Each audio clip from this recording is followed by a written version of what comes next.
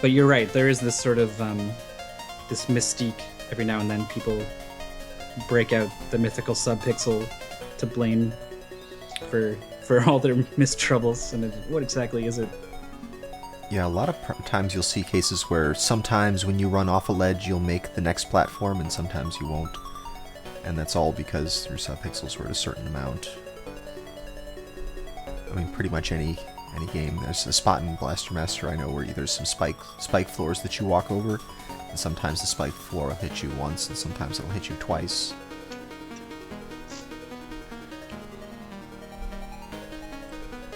Lots of little things like that. There are games where sometimes you can run over small gaps, and sometimes you can't. I know in Zelda 2, anytime you've got like a one space gap, you can run over it, but sometimes you'll give a little bump, and sometimes it won't.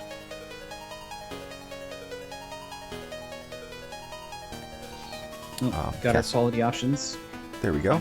Good thing that happened before the thing started. Yep. That's kind of what the pre-show is for, is to kind of get us there and make sure the VOD doesn't get cut in half, but they've been giving it to us later and later, if not at all. Yeah. It depends on what time of day, yeah. Let's see, subpixels in Castlevania 2 is how you get these whip things where you fall through the floor while whipping. You've got to have the subpixels right, which is one of the things that makes it so hard to set up. I guess now people know a little bit more about it. You know, go from a staircase and jump this many times and things like that, and you can get your subpixels aligned right. But that's why it's a little tough to do if you don't really know how all that is done, if you just try to copy what you see in a video.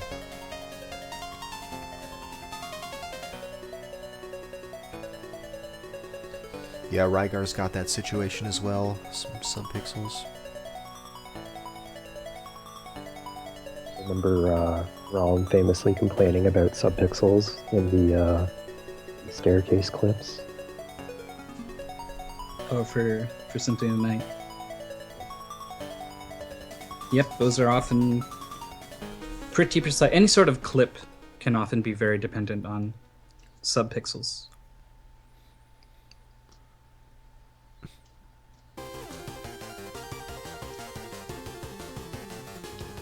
Only 4 minutes to go.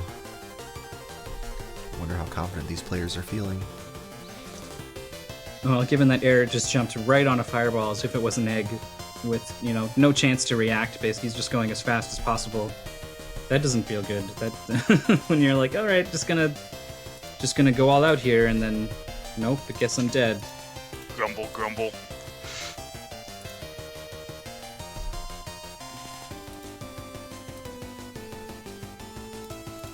Jorf has got a submitted test run. Should be good. Both these guys have been on SGL a number of times lately throughout this tournament, so should be all good. He's just going to take a minute to get ready before these matches start in earnest, though there is still 3.5 minutes. There's still a little bit of practice time left. Well, we can start to explain what we're doing here. This is Speed Gaming League. What we're doing right now is our end of season tournament. We've done a whole season of this so far, doing matches on a weekly or sometimes several times a week basis. And we've got down to the end of our season and did a 32-person double elimination tournament. We seeded it according to people's rankings in the regular season, and now we've come down very close to the end of it. This is the winners bracket finals. This is the finals of the winners bracket, the last two people who remain undefeated in our tournament. And what's going to happen tonight, these players are going to play 3 matches, or up to 3 matches, and the winner is the person who ends up with 2 out of 3 victories. So each of these guys trying to beat the other person 2 out of 3 times. They'll have a different game for each of the matches. This is just the game for our first match. After the match is over, we'll give them a new game. They'll practice that for a bit, and they'll do a match of that, etc. Yes, this is our mystery format. Sometimes we give players a game and a whole week to sort of learn all they can about it, and then come to the show and give us the best runs they can. But we're going with mystery games from here on out in the tournament, except for one match, which will come in a couple weeks. But these mystery game matches, they only get an hour to practice, so it's It's manageable. There's only, they're only working with 2 to 3 minutes here of speedrunning. But man, there's so much to learn with some games, especially a game like Mario 2. So you're not seeing nearly the level of optimization that you'd normally see from a speedrun, and it becomes an interesting challenge for the players to figure out how to best use their hour of practice to get as good as they can. That's the element of strategy we have here on the show, as well as fun. We like to have fun here, but this is the final, so it's serious business. No fun allowed. That's right, no fun allowed. That's our motto for the rest of the tournament.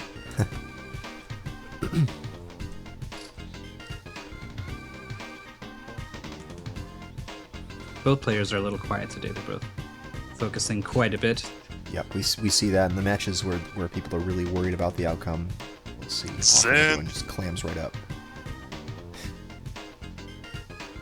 Although Jorf says he's... Well, first of all, I think Jorf is getting a drink or something, but even if he was here, he's not feeling too well, so he's not going to be talking much. But hopefully, based off his practice, it seems like he's still feeling good enough to press buttons on a controller the way he wants to, so hopefully it doesn't affect his performance and we get some good play out of it. What do you think, Error? Is that what you want too? Oh, absolutely. Absolutely. I want my opponent at his best, so, people like, bad breaks don't say I just stole a win. Right? Okay. Bad breaks. Oh, it's all about reputation, I see. That's right. Yeah, you gotta have the best match we can get.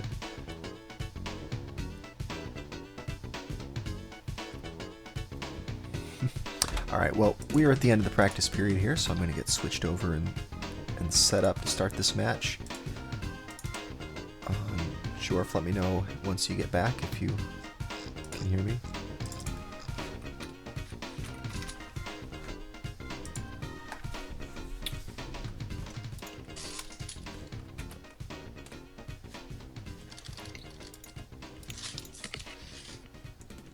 Even the players don't know what our next mystery game is going to be. I thought we already decided that I said Zelda 2, Zelda 1, and Ghosts and Goblins. Yep, all the games Aaron knows and either has records in or highly competitive times. No, that's not how it works here. We make sure all the players start on an even playing field, so everyone has a fair fight.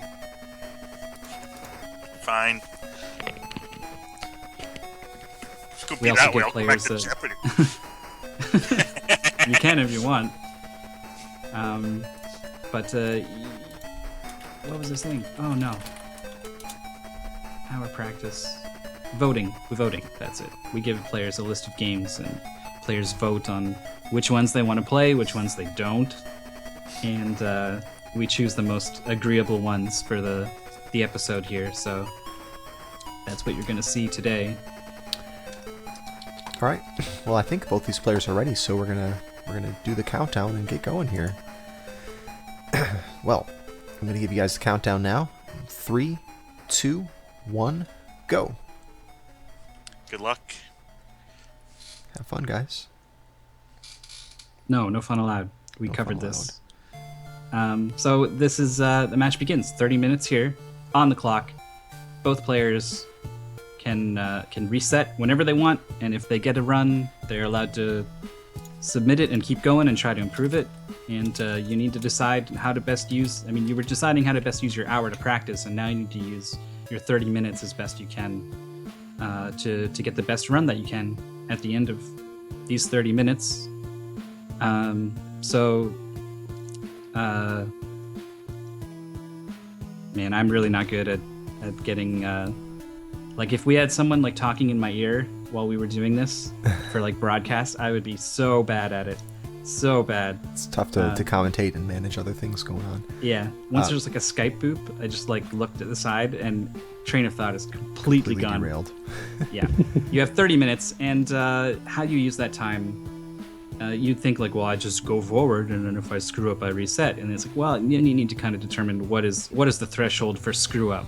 If you lose 2 seconds, is that worth resetting, or is it worth playing it out? So A lot of decision making. Also, your strategy is going to change based off of how well or how poor your opponent is doing.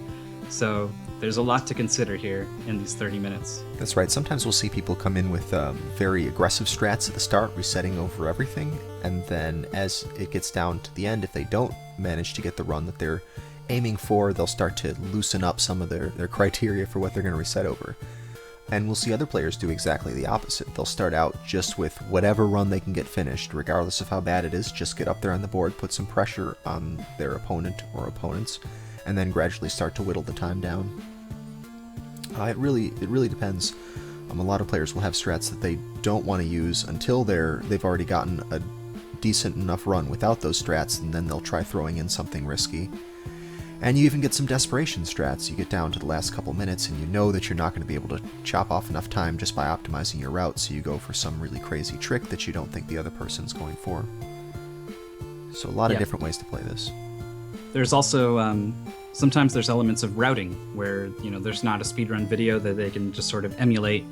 So players had to make some decisions, and sometimes those decisions can end up being pretty big. One of Jorf's wins in his earlier match against Canonophone was because he found a sort of a shortcut through a stage in Nail and Scale, and that basically Canonophone realized, like, I'm not going to beat him without learning this shortcut, so he stopped what he was doing and used his 30 minutes to just learn from Jorf and see how it's done, and then he actually dropped a save state and did some practice and said, all right, now I think I know what I'm going to do. I'm going to keep going with attempts here. And it didn't work out because that is super hard to do in the middle of a match. But he was somewhat successful at it. But it just goes to show the sorts of decisions that players make during practice and during the match can change the outcome. We just saw Error save himself by getting that corner clip, which we were talking about earlier. It's already happened. The run's going on. And like I predicted, he's not going to reset. There's a pretty good spot late in the run with a pair of vines, and I think there is where we're going to see not so many ladder jumps first until they get a run on the board. This is a somewhat hard goal, especially 5-2. It's got a lot of tricky places where you can die. And these Birdo fights are not fun, and it's hard to control the guys in Mario 2, man. They move pretty fast. We were talking about character speeds during practice, and but they also accelerate very quickly. They'll go from standing still to max speed just like that. So yeah, it's very different than Mario 1 or Mario 3, where your character's got a lot of inertia. I mean, Luigi to some extent has it, but it's not at all like Mario 1, where you feel like you're playing this really heavy character that takes time to slow down. These things are really maneuverable, especially Toad.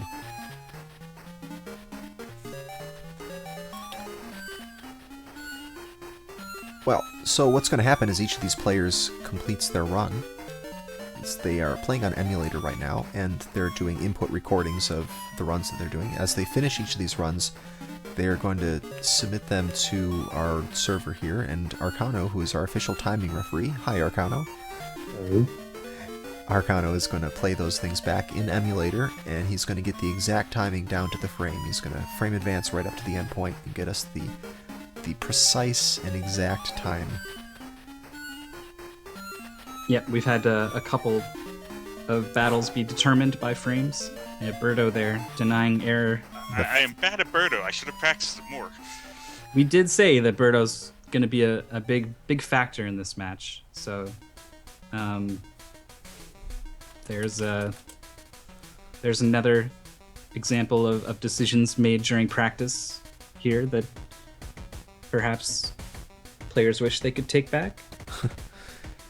Yeah, the Birdo fight's the kind of thing where there's a couple different ways to fight Birdo of varying difficulties and varying risks, and so that's something you might see these players changing up. Once we get some times up on the board, and each of these players sees what they're capable of and what the other person is, that's going to maybe cause them to reevaluate their strats.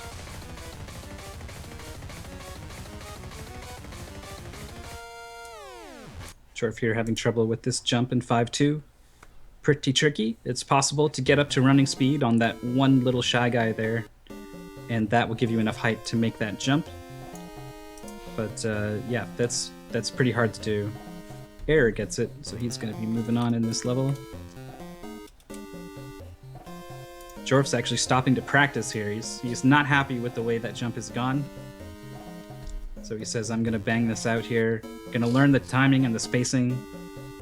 And going to just drill this level just a little bit more. He feels that's the better use of his time than trying to get another attempt through here.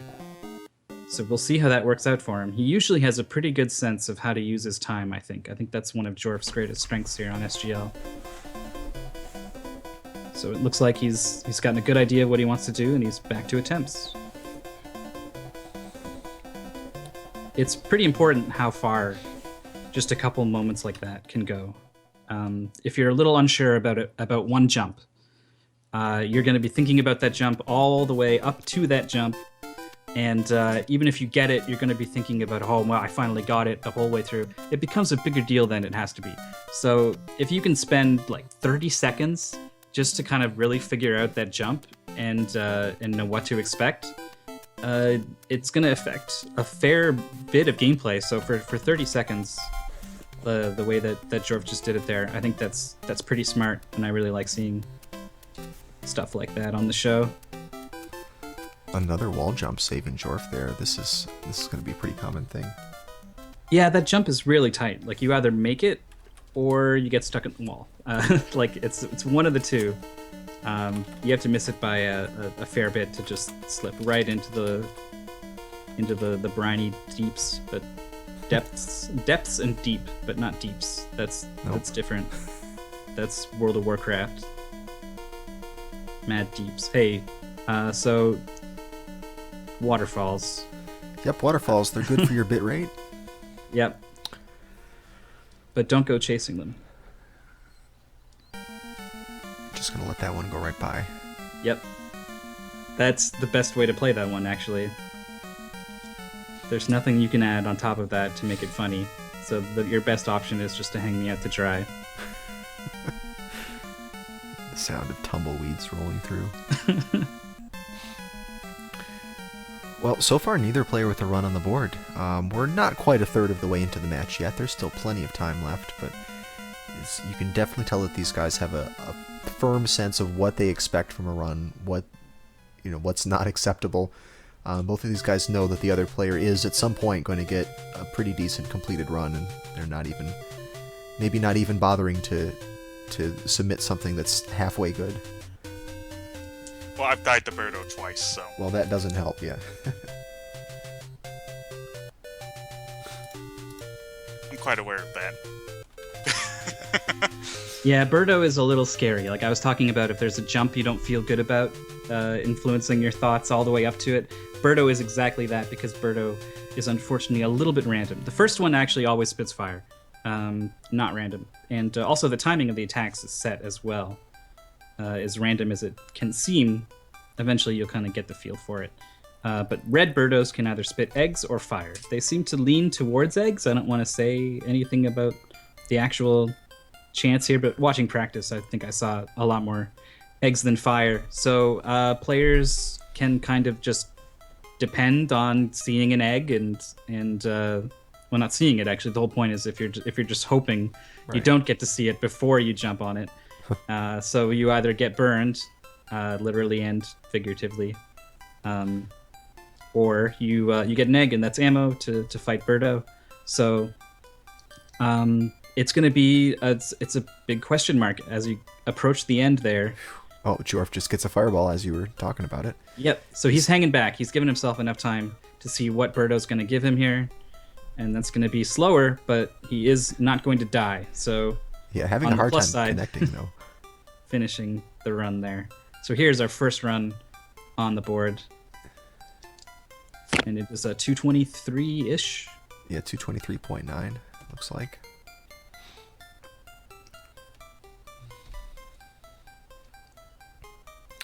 Well, that was according to his manual splits. I think he didn't do the other split, so probably was a little late on the last one. But that's why we've got Arcano. He's going to play these back and get the actual time. And that's going to appear in this box up on the top center of the screen.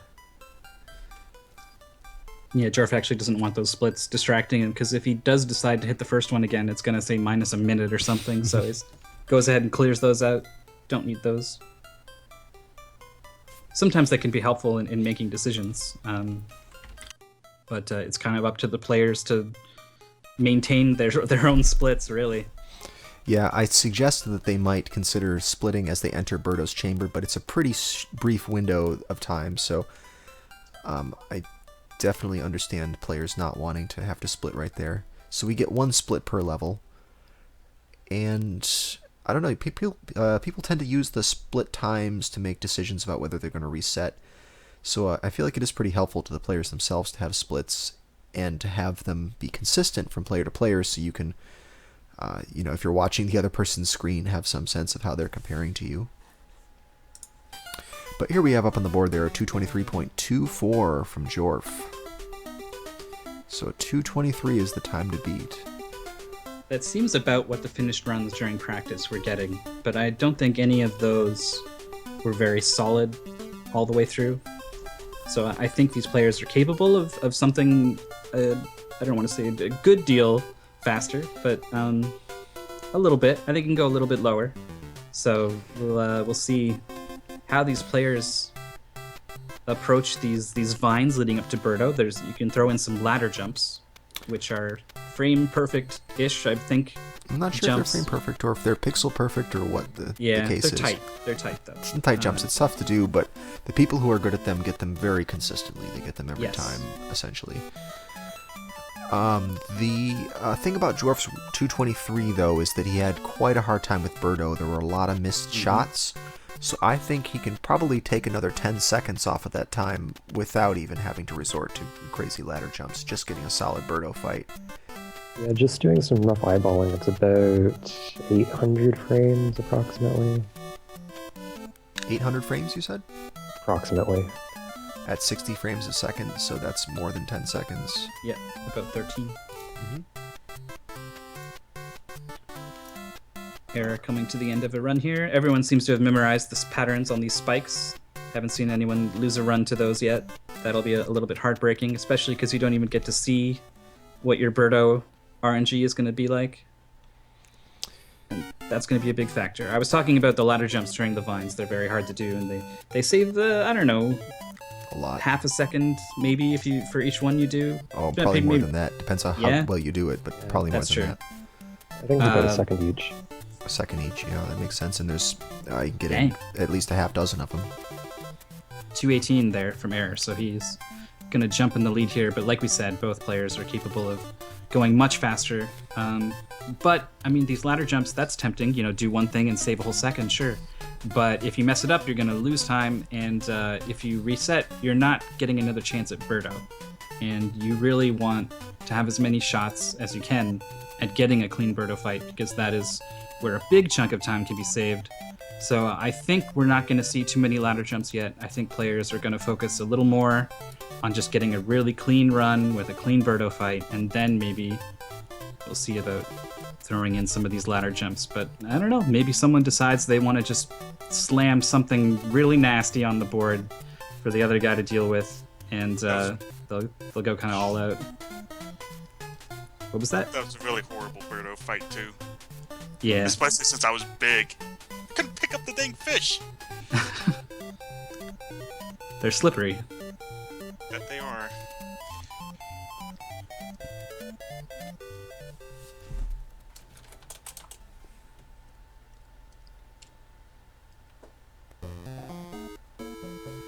So we got the comparison videos up here. Right now, let's see. Actually, we don't have the latest run from Error rendered, so we're not actually going to get the comparison video of the newest one yet. Sorry, I did a hit on this TV thing. Oh yeah, it's fine. It's going now.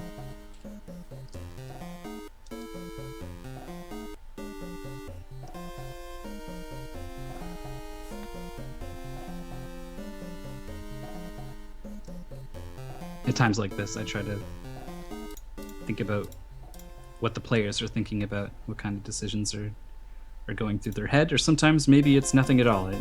It's not easy to play games and make decisions at the same time. So I think when at the end of the day, there's just a certain amount of execution required here, and you can't really think your way out of it. You do have to press those buttons and make it happen. So definitely players often opt to just focus on the controller and the game and just execute.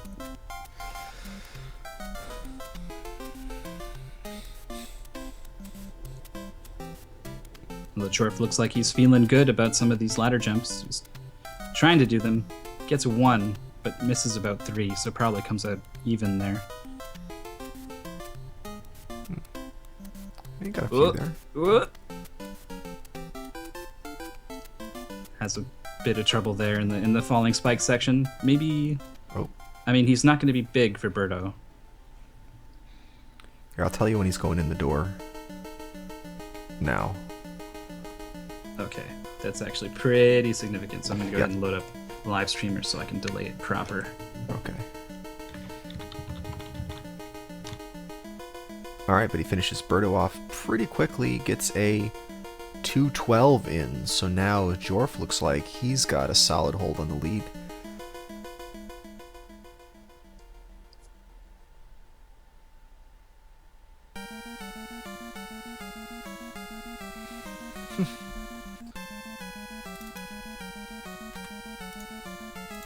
I'm not sure why the comparison videos aren't working for Jorf again. They weren't working, then they started, and then they stopped working, so I don't know what's up with that.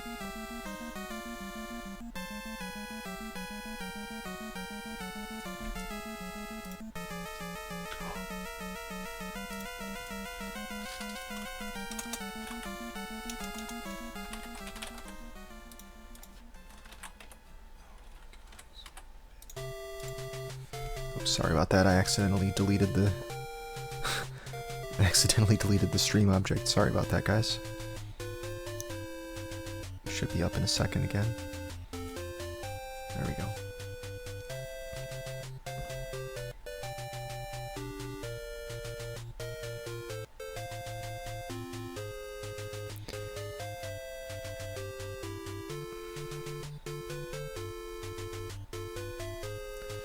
Deleted stream, yep. The whole thing's just gone. Just gone, the entire stream. 215, 212, none of it. Okay, so now we've got Error stream being synced up with Jorf's PB. So that thing in the top left, that's Jorf's 212 that was just added there. And we can see how his run is comparing to Jorf's.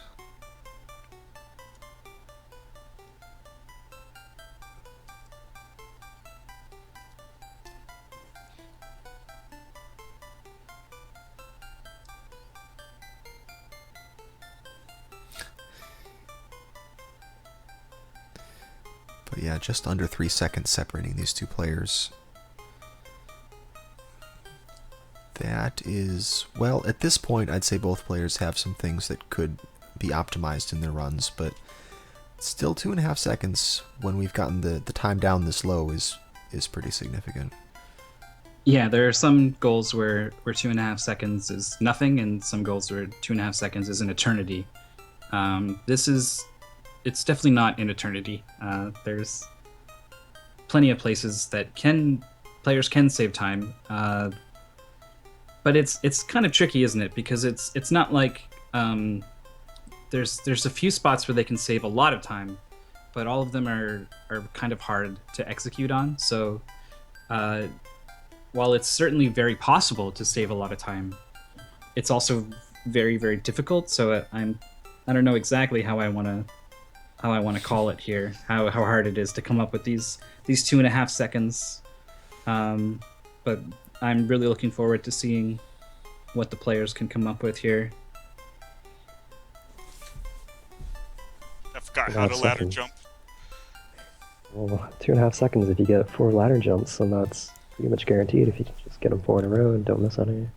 That's true, you could go for the ladder jumps. I still think the Birdo fight could be optimized a bit more. Yeah, I wanna back and look at that. Well, after watching the task, maybe that's why I've got the impression that you could do the Birdo fight in all of 2 seconds. I remember seeing Jorf in practice. He was getting those 3 quick shots relatively consistently. And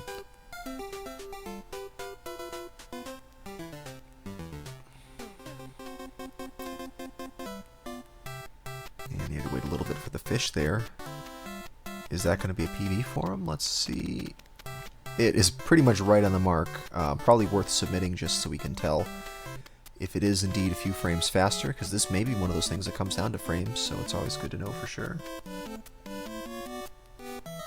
Yeah, but that was a pretty clean Birdo fight. Mind you, the climb and the vines didn't go so well, and I think there was a couple other hiccups. But I think you can't really hope for a much better Birdo fight than that.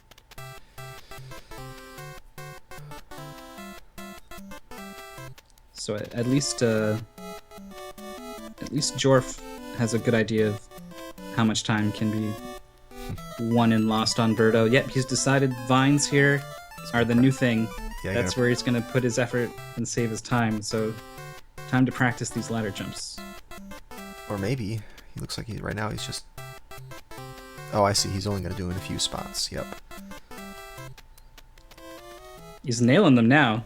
Yeah. But he's sorry that he didn't make that part of a run. They're a lot easier to nail in practice. Yeah, that's the way, isn't it? Always the way.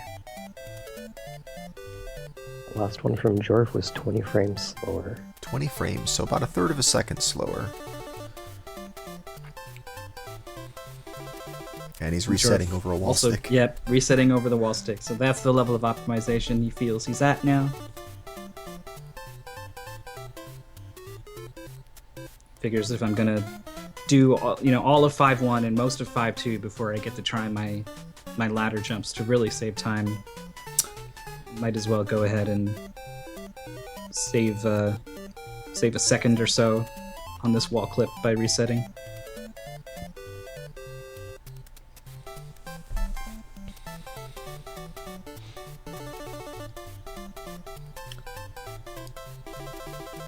Yeah, Error's got a decent run going. Decent run. It looks like he's maybe just over a second behind Jorf's PB, so there's still time that he could save here.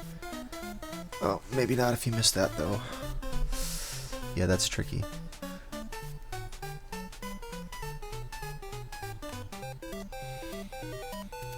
Yeah, because that enemy hits the wall and immediately turns around and walks away, you don't have a very broad window to land on him and jump off.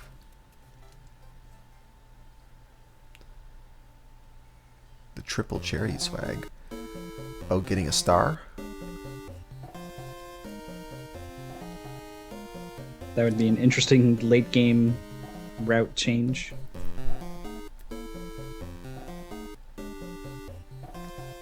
There are some mechanics you don't get to see used too often in a speedrun with regards to power-ups and health.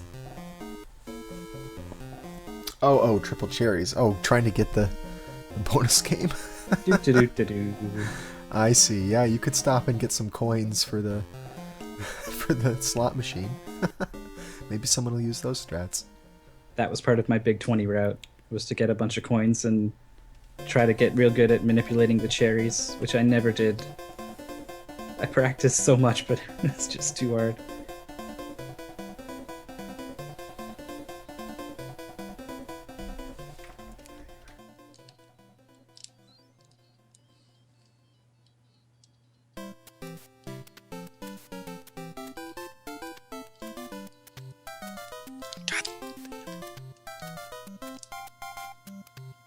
There's Toad slipping off another one-tile hitbox. That's something we're no strangers to seeing today, and anyone who's tried to speedrun Mario 2 absolutely knows what that's about.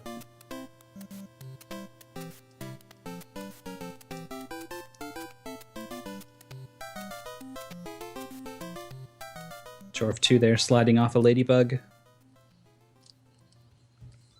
Slippery. It's the only thing I can think of when I see the way these characters move and interact with things. They just seems to slide off of everything. Mm-hmm.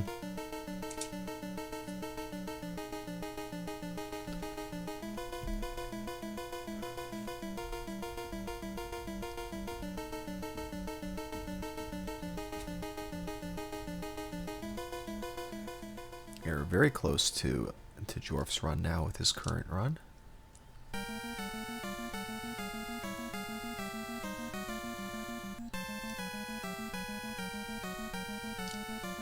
And he only really needs to be close throughout this section. He doesn't really need to be ahead here. Man, we're real good at the curse. Commentator's curse, there it goes. Yeah, actually, if you want to go ahead and focus, you can totally feel free to just mute us on Skype. Well, you'd have to just manually turn your volume down, but... Throw your headset out the window. Well, we got less than 3 minutes left on the clock.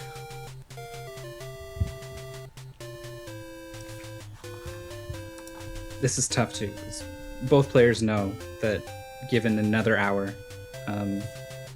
their times would be way, way lower. You know, they're just capable of getting lower. They see where it can happen and the how and the why, but just kind of making it all happen in one run is tricky. Well, Jorf's run right here is coming along pretty nicely. He was already ahead. He got some pretty clean vine jumps, and he gets right in that door. Let's see what happens with Birdo.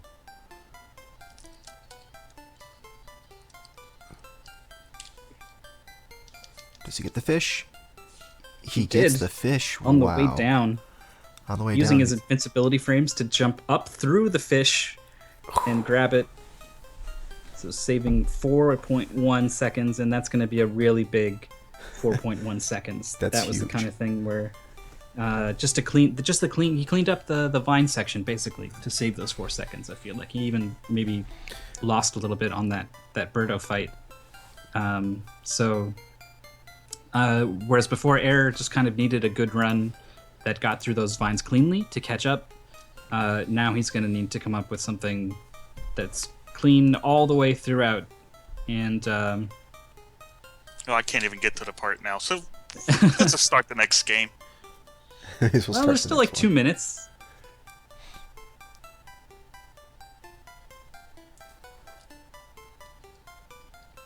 But I guess if you felt like you really couldn't do it and it was just kind of mental stress, the player could opt to just stop. But I don't think that's the correct move. I think you play this out, especially when you know that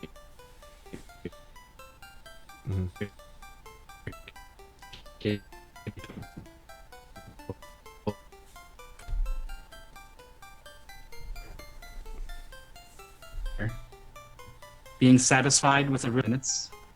So this is fun in that both my streams have frozen. I think your internet's must be the problem.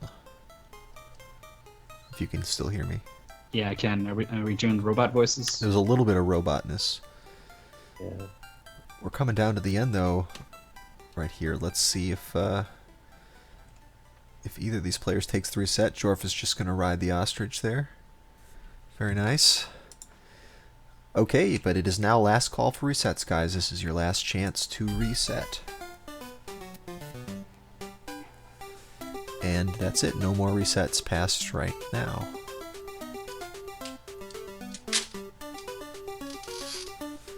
Oh, Jorf says, what the heck, let's do one more, why not?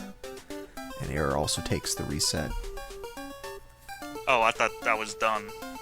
Oh, was that what it was? Okay, yeah, that did happen quite a bit after Jorf did. I wasn't sure with the stream delay. If it was after I said done, then you're done. Well, let's see what Jorf can do with his last run through.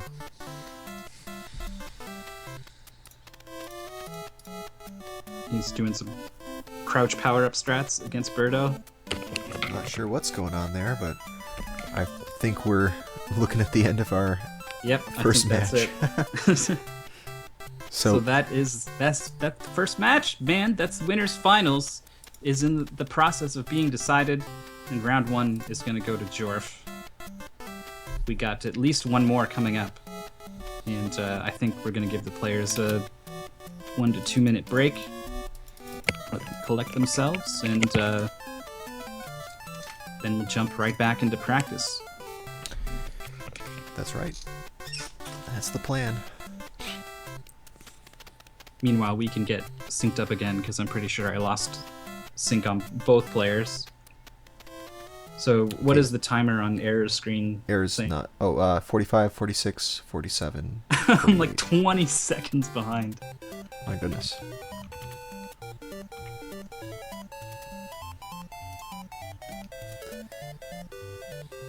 Gaiden 2.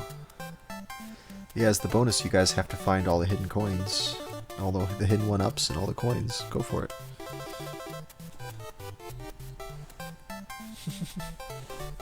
Mystery Game Fester's Quest.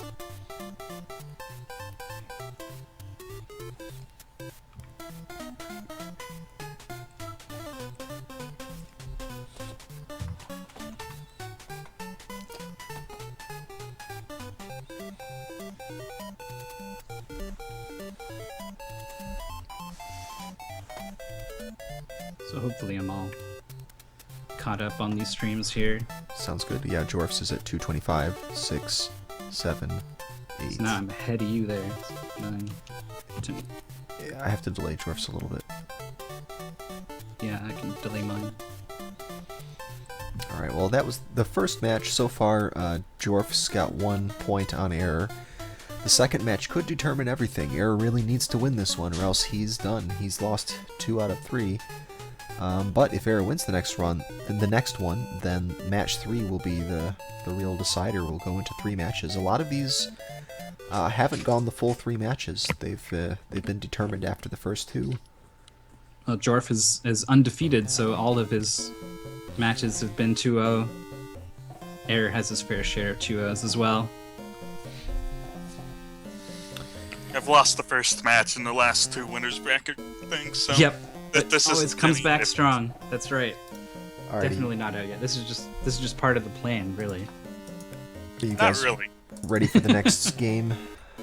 I guess. Guess you guess. Alright. So, Jorf's right. next game is going to get posted now, and it is Kirby's Adventure. Kirby. We've We're never playing had a Mario Kirby game. 2 and Kirby on Yep. SGL. What Really, happened? Really We've gone mainstream. well. I try to put in new games each time, so that the list doesn't get too picked through, and the people picking games later on don't just get the dregs. So I try to add good and popular games in, as well as ones that are a little more, in the medium range of popularity or below. Or quality.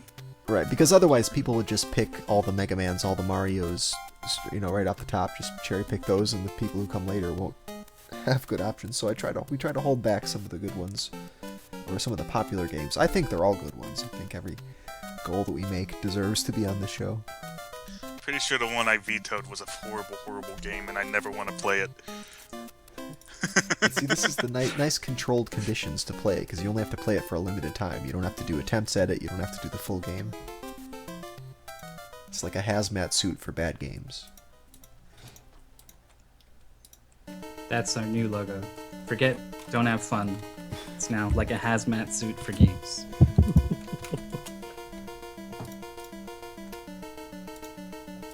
Which also means fun is now allowed again, so... Fun mandatory. Not just allowed, but mandatory. Jorf, go ahead. Taking a moment there to practice his artistic abilities. The game does prompt you to draw Kirby at the beginning.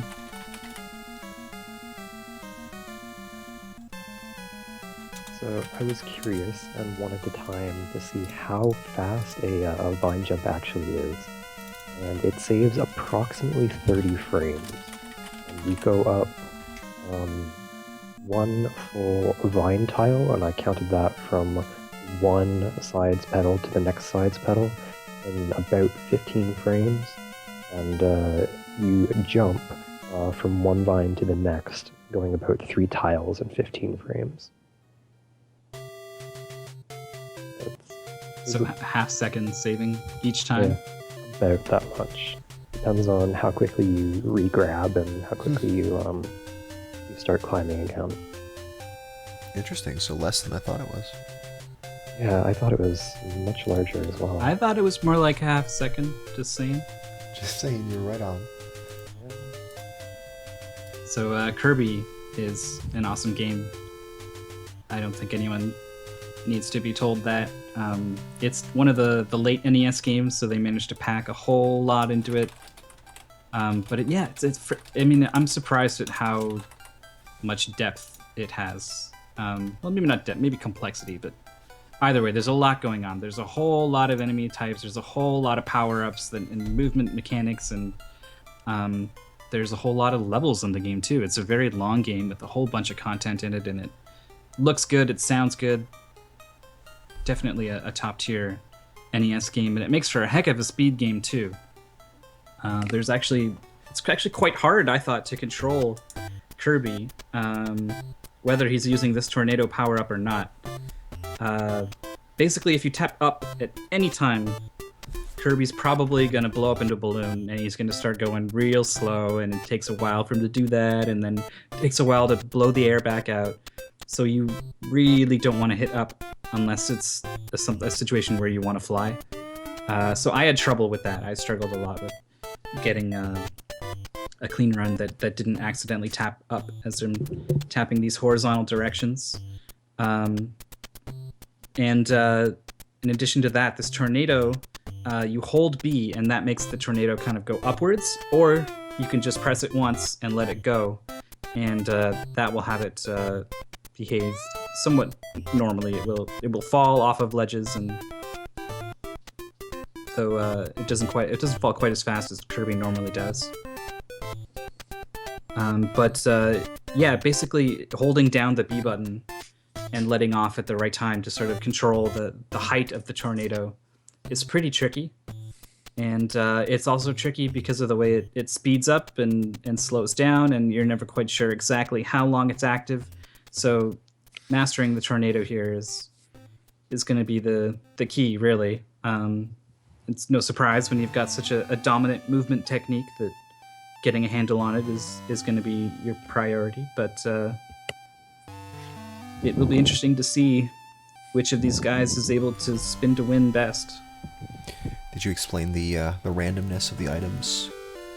Yeah, so this game has a really interesting feature in that if you collect, I don't know if it has to be two of the same or if it has to be two certain ones, I don't know, but under certain conditions, if you swallow two enemies, instead of getting one of their power-ups, you just get a random power-up, and it cycles through the menu, and you can actually, I think you can pause buffer it to kind of get the one that you want if you're really, really good at it. But I really liked the idea of giving these guys other power-ups that you don't see in the speedrun, but that opens the door to the possibility of randomly getting the tornado from one of these double enemy things, and then all of a sudden now they have this huge advantage. So just went ahead and give them the optimal thing it seems like you want for this section. It seems like it's the tornado. That's what both speedruns do, both the one that's 2 years old and one that was done quite recently, just a couple weeks ago actually, that seems to get tornado earlier and stick with it for longer. But both of them, through this sequence of levels, opt for tornado. So I think it's probably the fastest way to go through here. But there are other power-ups, so players could feel free to try fire or wheel or something, if they feel like using that time to experiment. I don't know if I'd advise it or not. It's hard to say. It's a pretty risky move to spend a bunch of your practice time on something that might not pay off at all.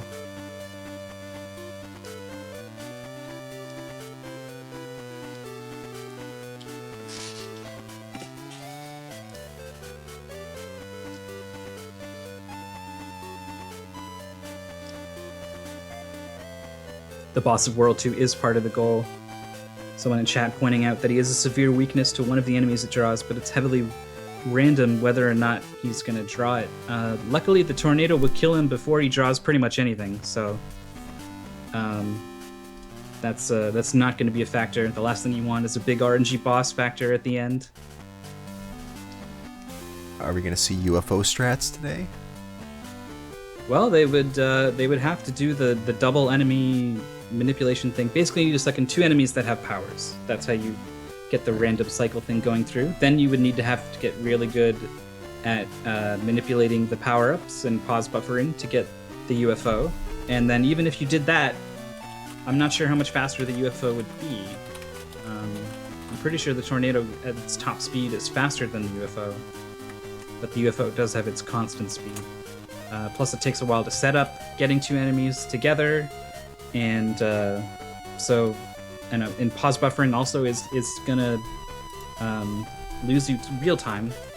The timer is still running at full speed while you're pause buffering the game, so I don't know, even if a player decided to put in all the effort to get the UFO, if it would even be faster in the end. So another possibility for players, but another risky endeavor. The UFO is it has a glitch actually. There's a category of this game that's kind of all about the UFO, where you do a glitch to keep the UFO in between levels. I did not actually explicitly state that the UFO glitch is banned in this goal, but it is banned. I'm sorry. I'll go ahead and UFO glitch is banned. Edit that. Yeah. It's pretty hard to do, I think. So I don't think you're gonna have any trouble doing it accidentally or anything. Don't get any UFO ideas, guys.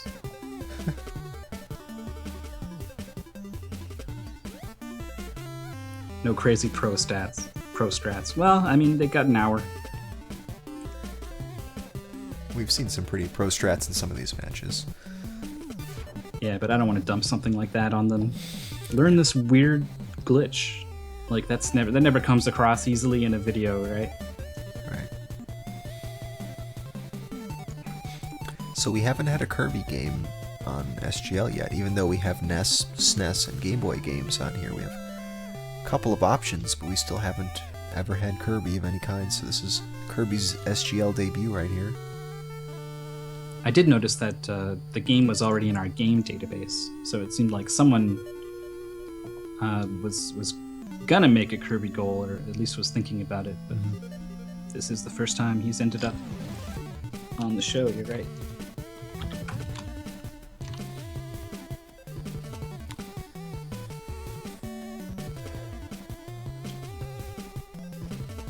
I wonder if we've had a Kirby spin-off on the show before, because we were talking about having Adventures of Lolo as a goal, and I know that Lolo himself is a boss in Kirby. No, I did not know that. In the Game Boy version, I'm not sure about this version, if Lolo's in it.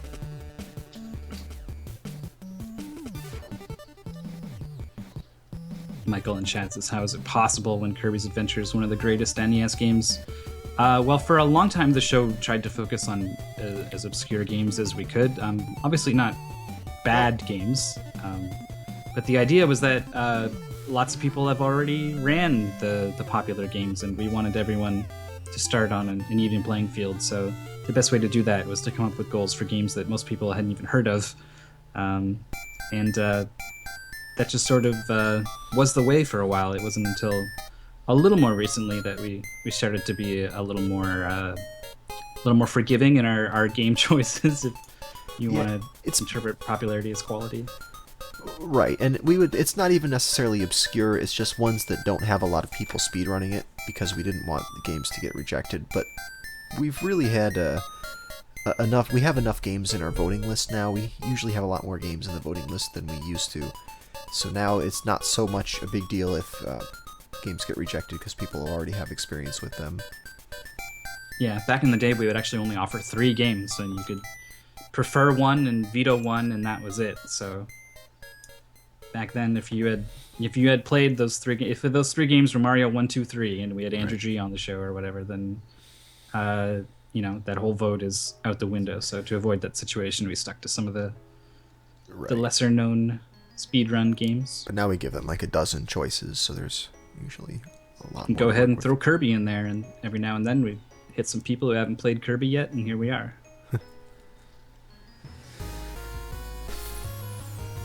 Without the tornado, there's actually a lot of interesting movement technique to this game. There's a double tap to dash, a slide maneuver that will have you keep your speed if you slide off of a ledge.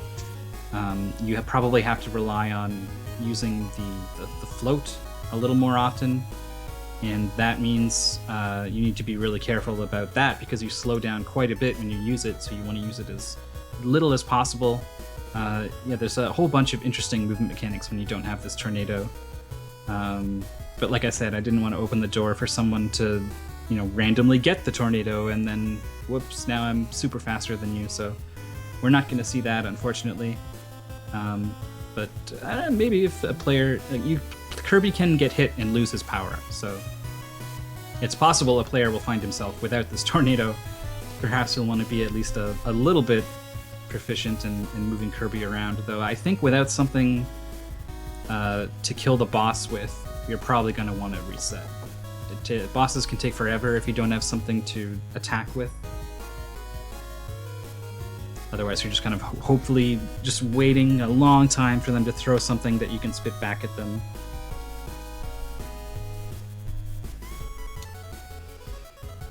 Yeah, Sets in the chat asks about score-based SGLs, and that's something we've discussed quite a bit. So far, it's been kind of tricky to find something that would fit as a speedrun goal where you have to achieve a certain score.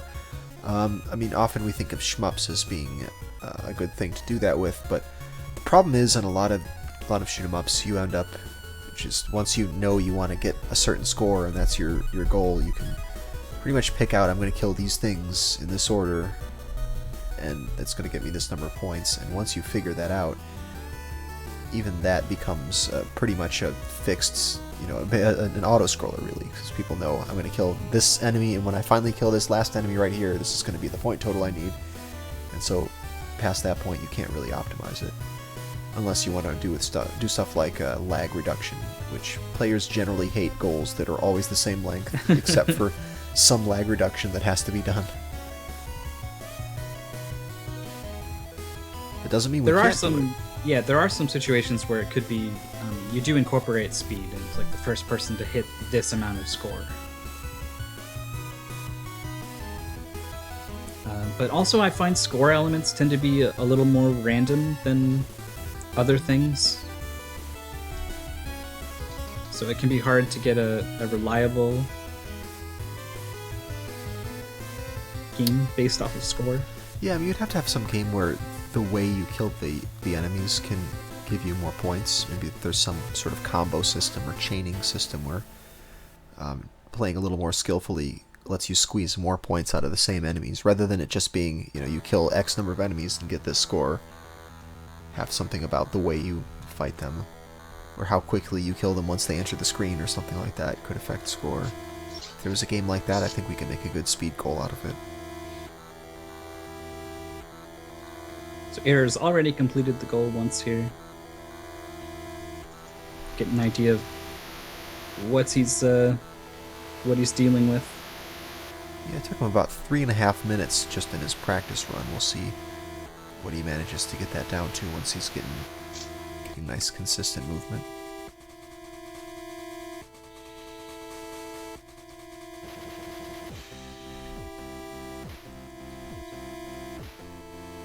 Marble Madness on SGL. Yeah, you could almost do the whole game, right? Probably couldn't chop it into 2. Chop it into 2 is what I'm thinking. Yeah, do it as a main game goal. Week-long goal. It could be. It's a pretty hard game with a lot of little optimizations. So. Yeah, we've done a little bit of Marble Madness on the show, but it'd be interesting to have that as a week-long goal. Just give first half of the game, second half of the game as the 2 goals.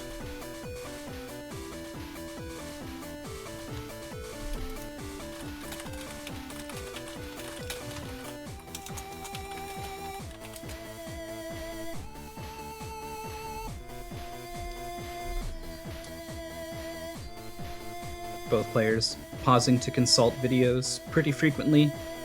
It's a little unclear when the best cases to use this tornado is, because it lasts so long that you're getting well into things that are off screen by the time it wears off. So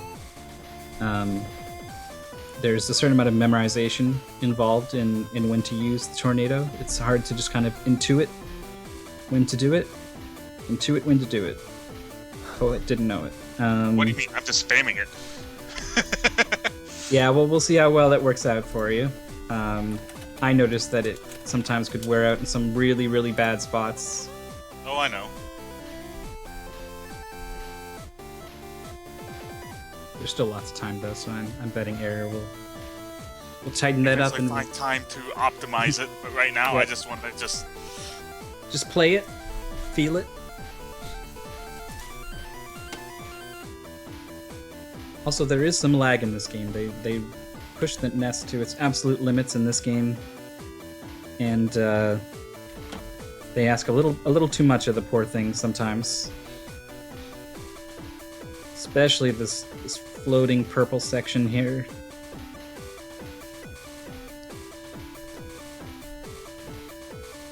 I noticed those guys there have the high jump power up, and I don't think it'd be worth going for it, but I think it would be a little faster for that one room. And also considering the lag, that would be interesting. I'm looking at the different world record times for the various categories, and any percent no major glitches is 45 minutes, 100% no major glitches is 50 minutes, and any percent is 46 seconds.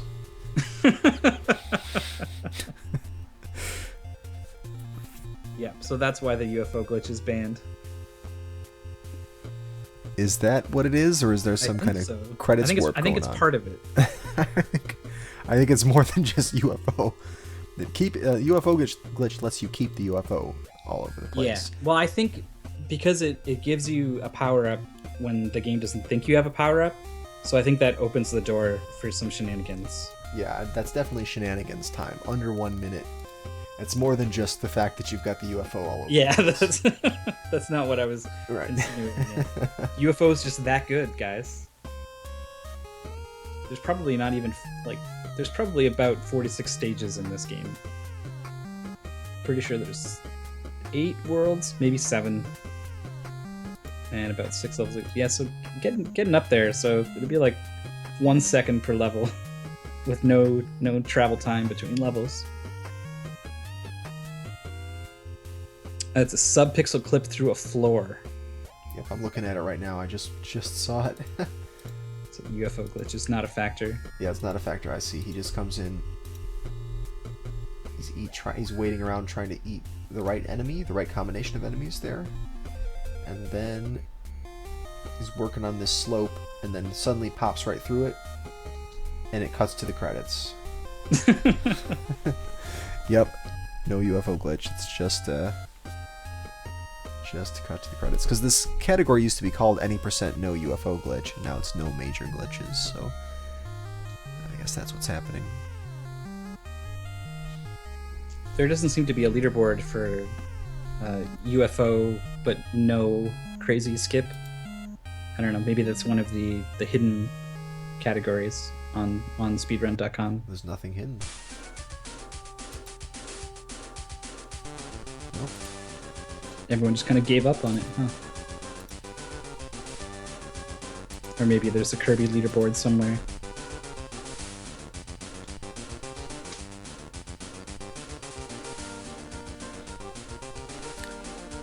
So is this the best Kirby game? I think so. I think so. Yeah. I'm not a fan of the SNES one, the way it switches up the gameplay in all those weird ways. I'm more a fan of the traditional level-based Kirby. So this is my favorite. Game Boy game seems to be kind of similar to this. It is, but there's no powers in that one. You just That's puff right. and blow.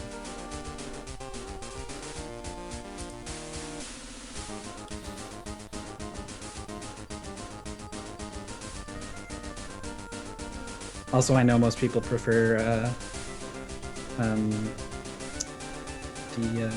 the SNES one, so Superstar. people like. yeah, I'm okay with inciting a little bit of ire there. Clearly a question we can answer objectively. What's the best Kirby? It's Not a matter of opinion.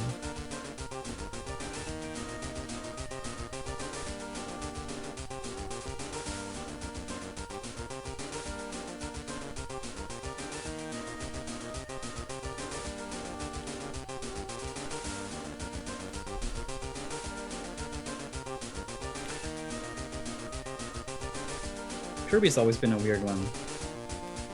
Like, if you think of Nintendo, you got Mario and Zelda are the big two. And then in the background, Well, Mega Man. behind them is like Metroid and Kirby. Mega Man. That's Capcom. Oh, you mean like of Nintendo's own Yeah, products? developers. Oh, I see. IP, I'm talking business. Kirby never gets the really big main releases. Ever since the Super Nintendo, Kirby's been relegated to the home of all of Nintendo's weird ideas. How about a game where you're like 7 Kirbys at once? Okay, done. How about a game where you draw rainbows and steer them around? Okay, done. Like, they get a weird idea that they think could make a good game, and it becomes a Kirby game every time. They don't take those risks on Mario or Zelda. They turn to Kirby. There sure are a lot of Kirby games, 20 of them in total. Kirby's Dream Land, I guess, being the first one. 1992 it was released, so really late in the NES cycle. But then Kirby's Adventure... Oh, that was Kirby's Dream Land, was 1992. And Kirby's Adventure was 93, this game was. Wow, so that's really late. Yeah. Wait, so this wasn't even the first Kirby game, it was first Dreamland, then Kirby's Adventure. And then Dreamland 2 for the Game Boy, and then Superstar for the Super Nintendo. Also kind of late in the Super Nintendo's life cycle in September 1996. And then Dreamland 3 for the Super Nintendo in 97.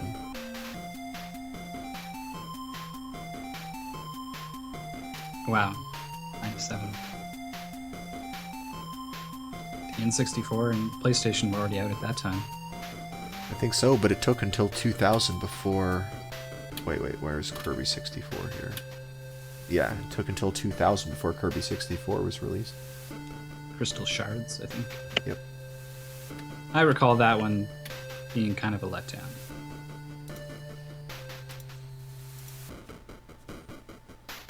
For a game that thrived as well as it did on NES and SNES,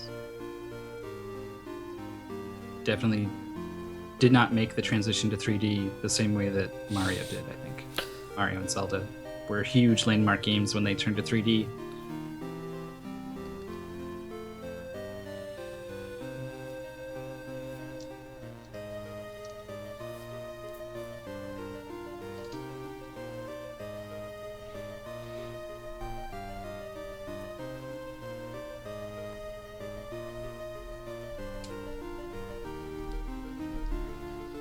Players experimenting with some of the other movement mechanics. That's not just tornado. You got some slides and a double tap to dash, and if you slide off a ledge, you get a cool speed boost for a while. The very first level of Controller Heads Run is quite a treat to watch. It's the kind of thing I would really like to give players. But as the record run by who is it? I can't remember. It's Real something.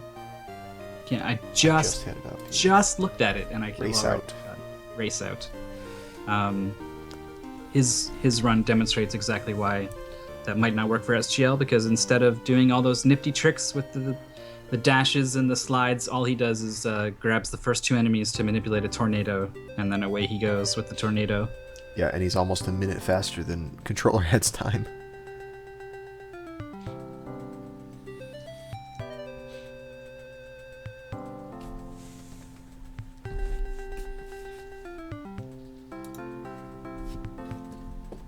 Chat talking about Woolly World.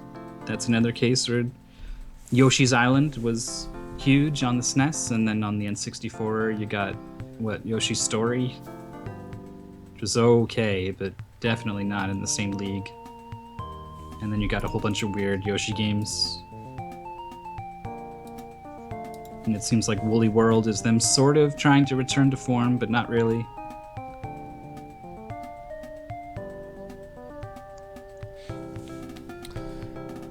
I'm curious what the players think about this goal, about this game, and this goal in particular. I'm not very good at it, so I'm gonna lose. Uh-oh. You can't lose. There's that winner's mentality. Yeah, you can't. You can't. Then you're down to the loser's bracket. Yeah, you can't lose. No way. You gotta win. Like, I don't even know how to slide. It's down A. Down A. Hey. There we go. Is in the tip section. World record confirmed.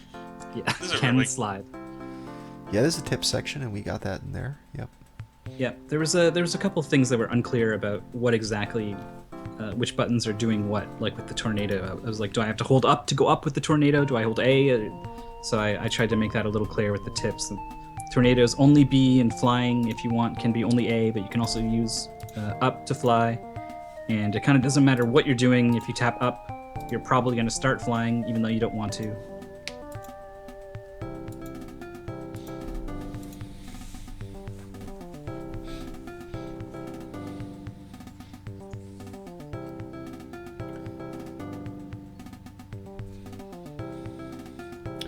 So Kirby seems to be one of the last big series of games that we haven't had any representatives of in SGL.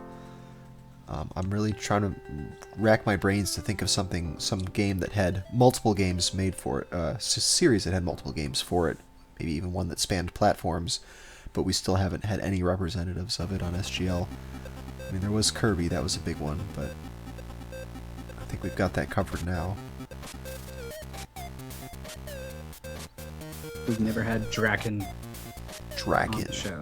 That's a great series. Part of a little mini-series. Maybe the Falcom series. We haven't had Yeah, either Fex that's Xanadu or Legacy of the Wizard. Yeah. There's also... Oh, what am I thinking of?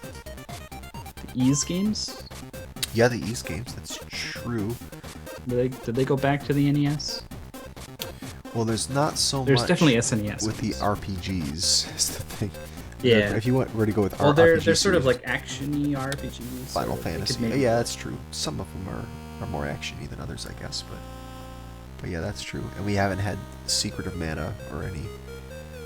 That's a Seiken Densetsu game, Yeah. right? Yeah. I thought about looking into that as an SGL goal. Specifically SGL Christmas. You save Santa in that game, if I recall. And I was like, that's perfect. And then I remembered, like, all the enemies are really, really random, and your AI guys are also random, and I don't think it'd make for a very good SGL episode, though I think it does make for a good speedrun. Bubsy is an interesting one. We don't have any Bubsy games. Does it count if there's only, like, 2 and then an unreleased monstrosity? Let's see. Bubsy 2. There's 3 or 4 of them it lists here. Let's see. I bet the third one is the unreleased one, and the fourth one is the one that just got kickstarted.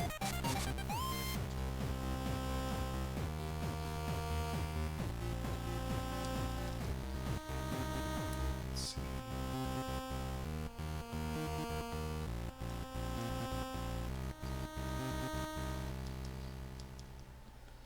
see. Goemon. I think we had Goemon.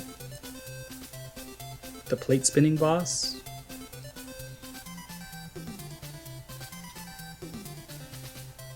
Oh, it was actually released. Bubsy 3D, that is.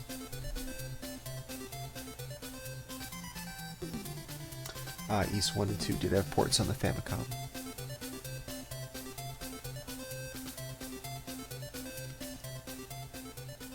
Well, we also have Super Nintendo games, so there's Wanderers from East. That's a possibility. It's Controller Head. Previous world record holder until a couple weeks ago, and still He's still world has a record really holder strong for time. 100%. Yep. He's one of the names I associate with this game. He's excited to see you guys play it.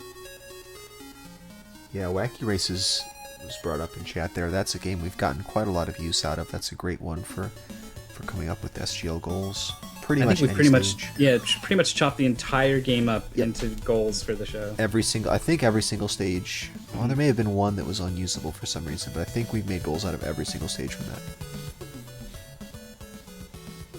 that. If you go to speedgaming.tv, I'm just going to assume we got Nightbot awake. Hopefully. There it is.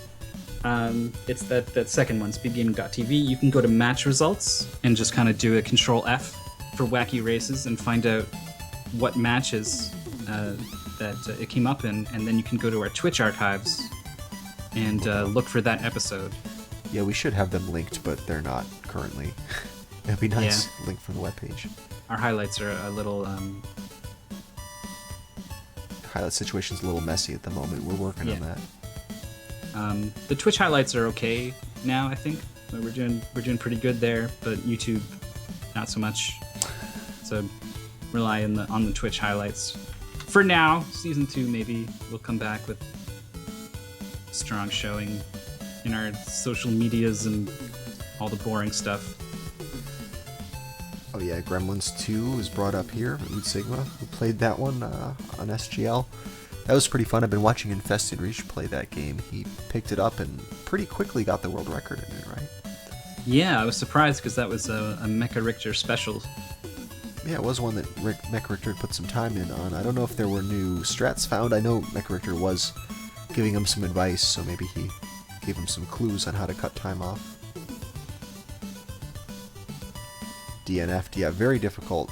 Those were very difficult goals, even for. I remember week-long that. practice. Yeah. The hitboxes on your character's very big in that game, and so it's a little unclear where your hitbox is with regards to platforms, and it's the kind of thing where there's a lot of really tight jumps.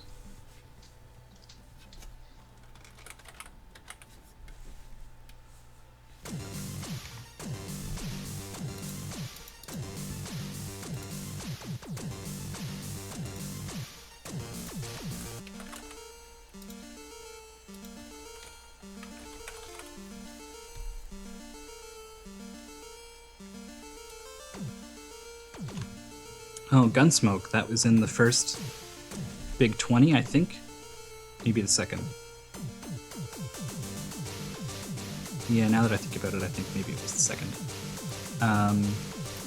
But that's an interesting one, because there's bosses that kind of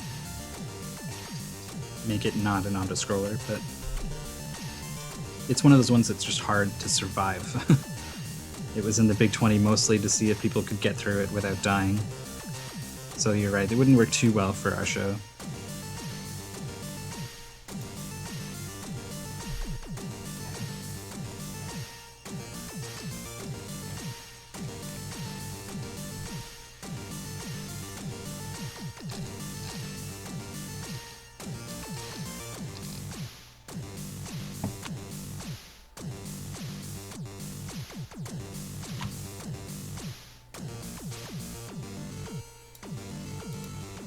Players are getting pretty good at spinning here.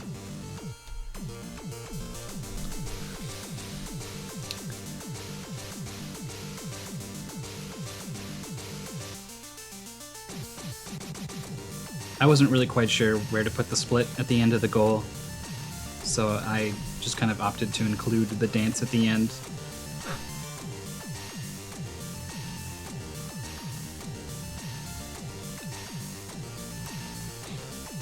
Because you do have to grab that wand, and then after that, Kirby's moving all over the place, so there's not really any good cues there, except it would be like, split when Kirby reaches the ground on the handstand during his celebration. So I was like, screw it. Just go with fade out. Ooh, nice little tip here from Controller Head. The angle you grab the wand at will affect your time. I suppose that's because Kirby needs to kind of backtrack to the middle of the screen.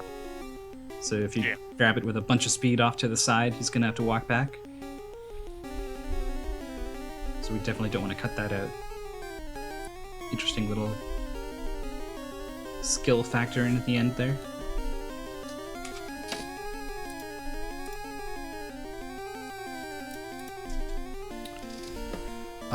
We do NES, SNES, and Game Boy so far. Next season we want to start adding in some Sega games, some Genesis, some Master System to the list.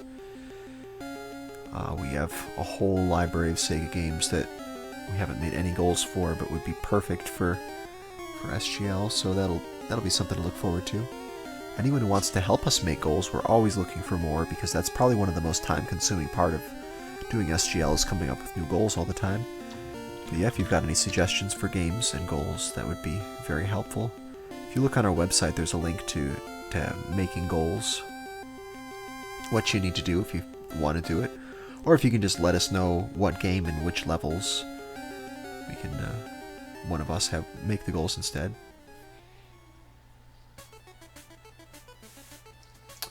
For Sega games. Sounds good.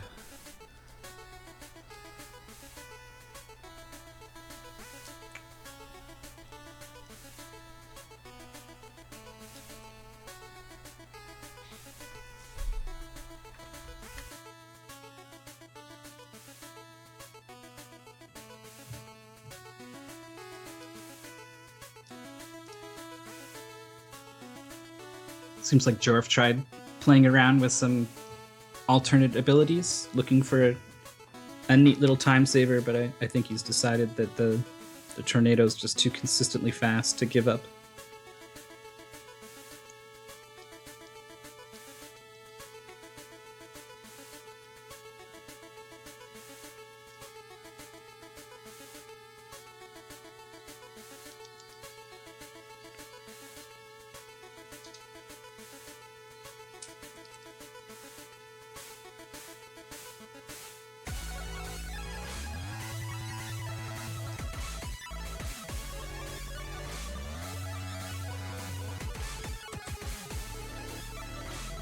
Players also starting with full health here.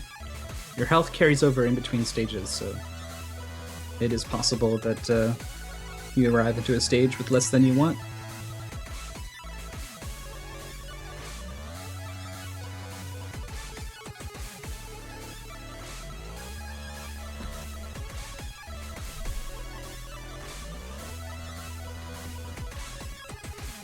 Controller head in chat says, nah, stick with Tornado. Unless you manage to grab a UFO, you're gonna want Tornado.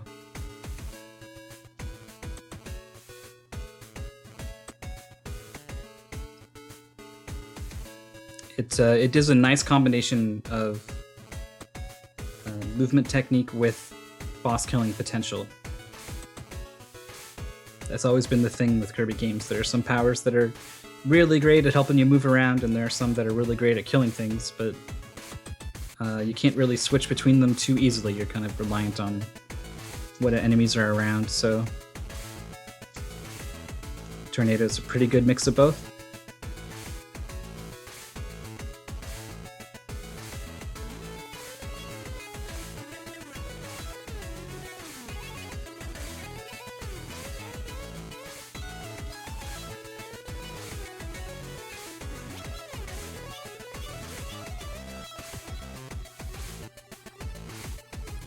This boss kill with the Tornado is pretty tight to get him before that he moves away from that first easel there, but it is possible.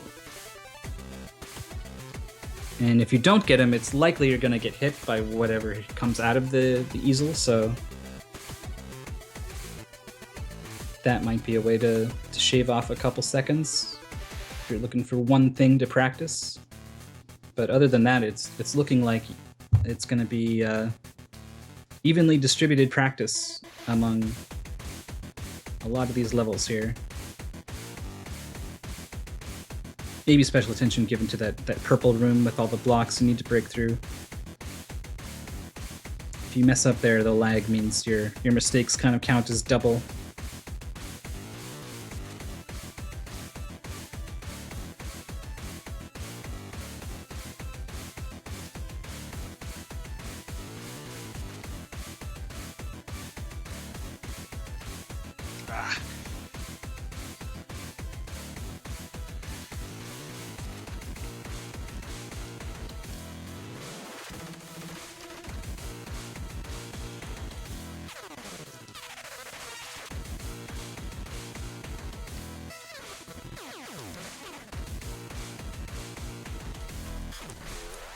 We're coming down to our last third of the practice session, less than 20 minutes to go here.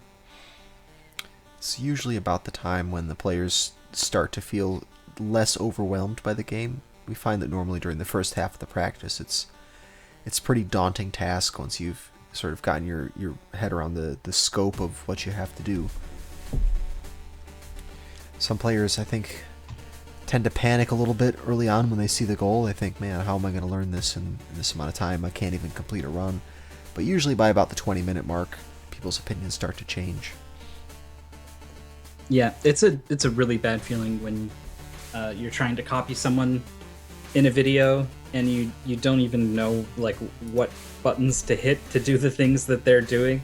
Like, how does he go up with the tornado? Mine doesn't do that. Oh god, like you just feel like you're so far behind at that point.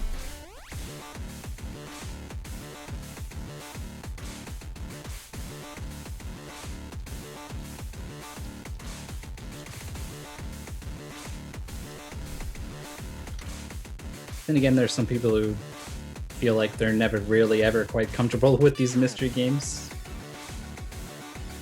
And some of our better blind players are maybe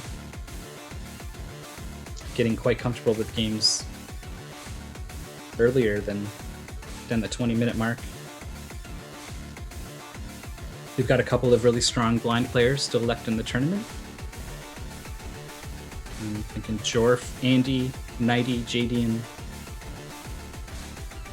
And by blind players, we mean people who do a lot of blind races of games, Yes. which is a particular skill that, I guess, a subset of speedrunning, maybe even a slightly different set of skills, but essentially dealing with a game that you've never played before, so being able to figure things out quickly tends to translate over pretty well into what we're doing here. Even though these runs these players are doing are not blind runs per se, just being able to adapt really quickly has proved to be a very important skill for SGL players. Particularly in these mystery matches, I know this is Jorf's favorite format. Likes this better than the week-long practice that we give for some of the goals.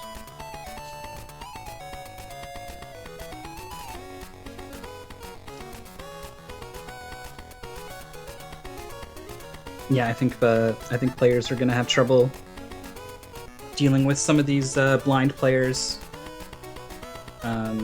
in the rest of the tournament. I mean, maybe it's just to say they have a little bit of an edge, because we are going to be doing mystery games mostly from here on out for the rest of the tournament. There's one more coming up, and that game has been chosen, I think, but it's not revealed yet.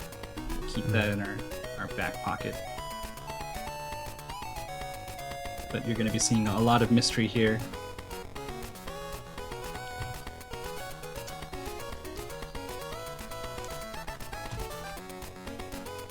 Controller head sympathizing with our players, saying the tornado feels kind of janky. Yes. It definitely feels like you're not really in control of the tornado. You're just kind of guiding it as best you can.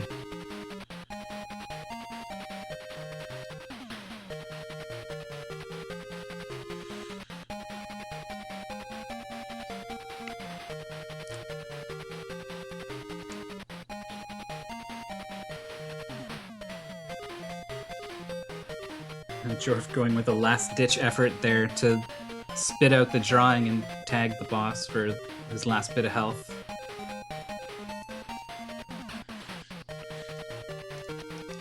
If you lose your star right at the end of the fight, that might be a quick way to salvage it.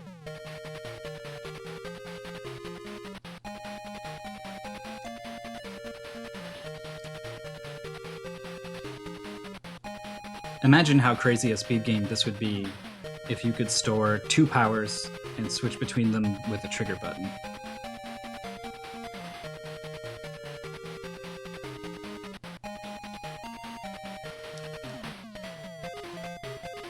It'd be like Mega Man X level of weapon switching.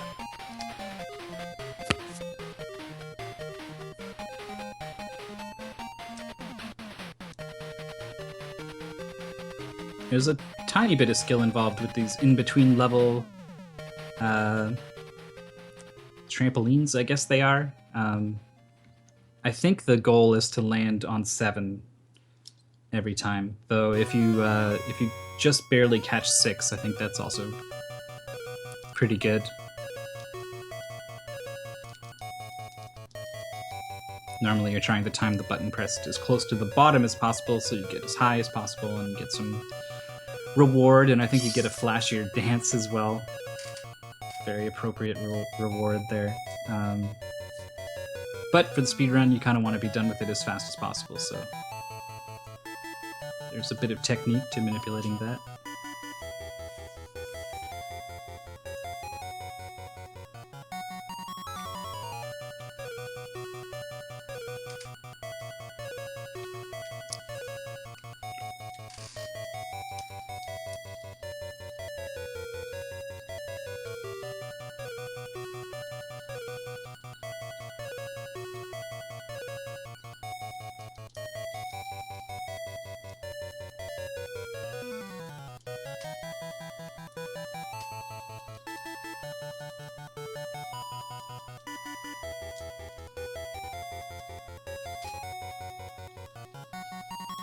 Looks like players are starting to get some more optimized practice in picking out some visual cues and building up some muscle memory for exactly how they want to move this tornado around.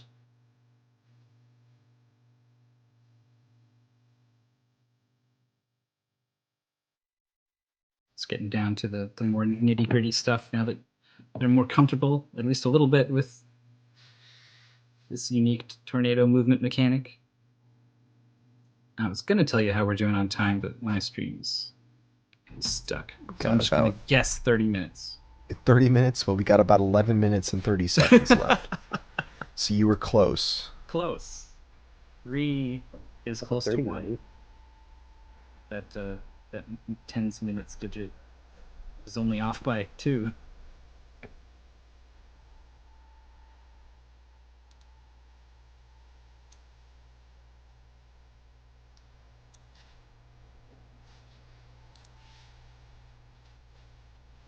So I guess with 10 minutes left, it's a good time to be practicing some of these really really tight optimized parts here.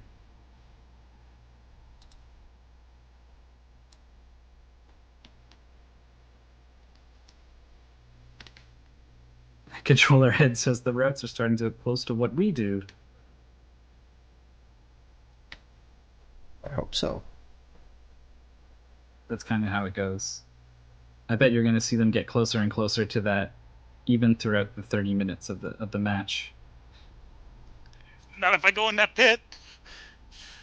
Well, that's what I mean. Now there's just plenty of room to improve. The next time you don't go in that pit, we're getting closer.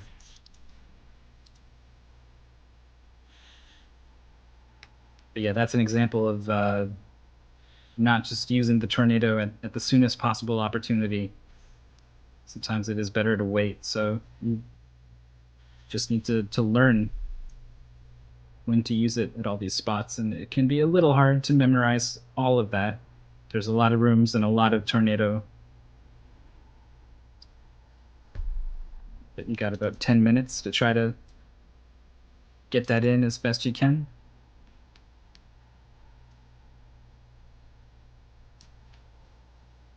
Jorf is really drilling this forest section with the trees here. I guess he feels like that's a spot where things can really go wrong. Lots of time can be lost with a small mistake.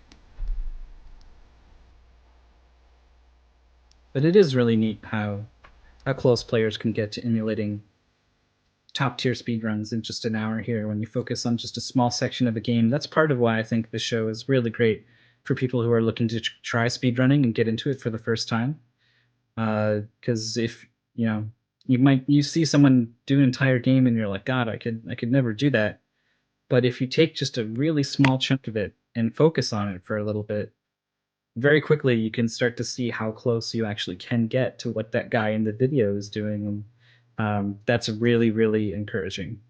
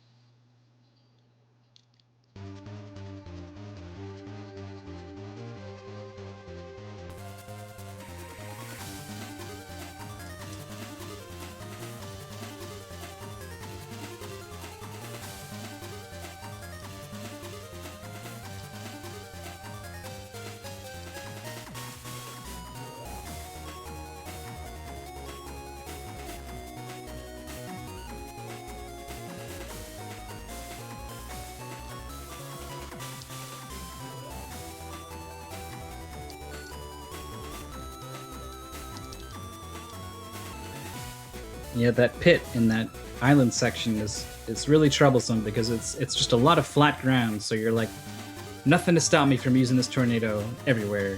And right about when that second tornado runs out is where that pit's waiting.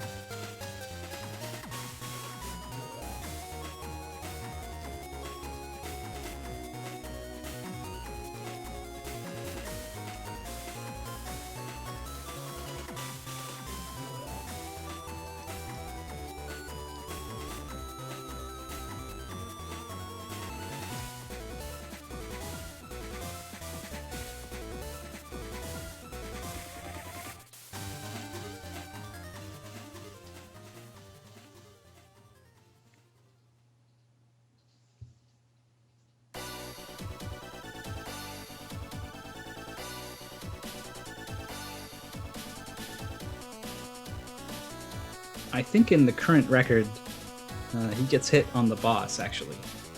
Right before the boss is about to die, he gets hit by whatever jumps out of the painting.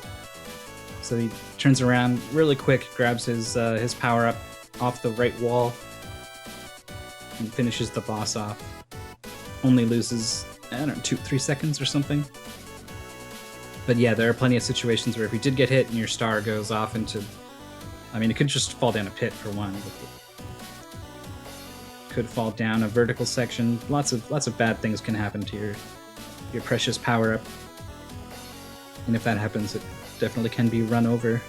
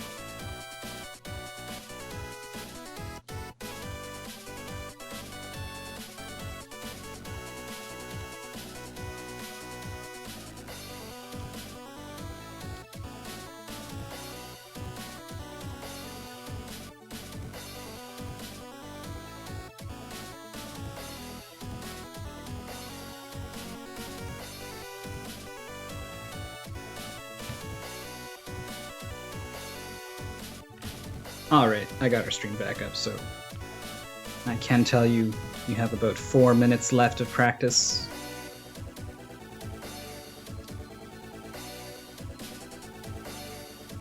Just a little bit of reminder that currently as it stands, Jorf has won the first round, so he's up 1-0. Error's going to need this one to stay in the winner's bracket and move on to grand finals.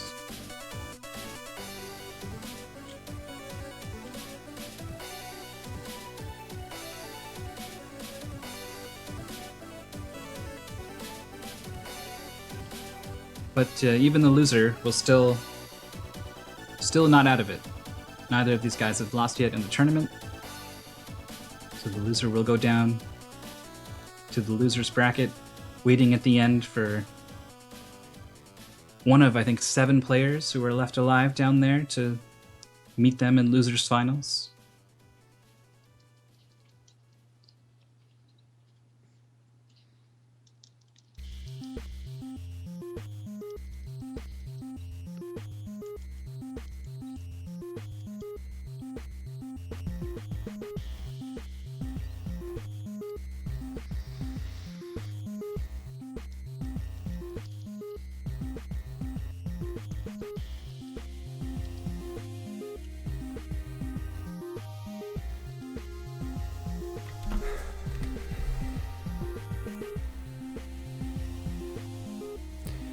And don't forget, we got more SGL coming up this Monday evening, 7 p.m. Eastern. We've got a match between Andy and Cananophone down in the losers bracket. One of those players could eventually end up facing the person who loses today. Neither of today's players are out of the running entirely, since they're both undefeated so far in our double elimination tournament.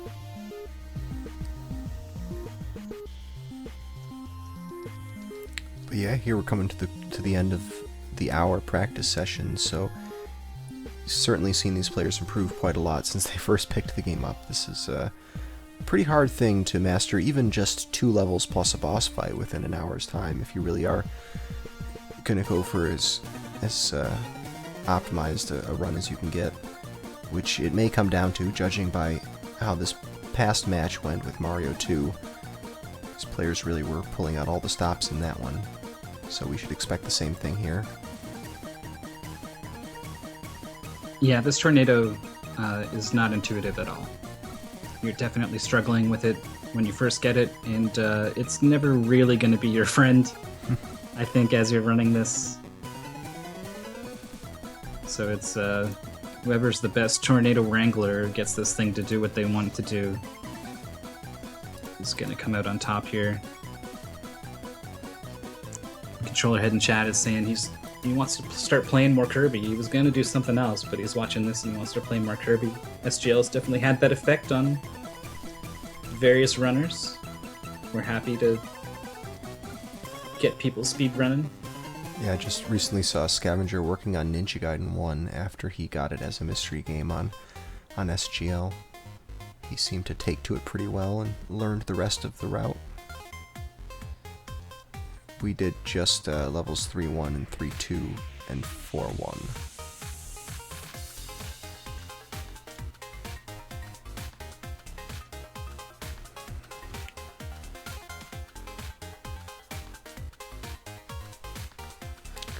Alright, well, it looks like we're ready to switch over to our match here. Oh, we're ready. Oh, we're ready. I don't know about these guys. Yeah. Error says he dives into a pit there. Perfect timing.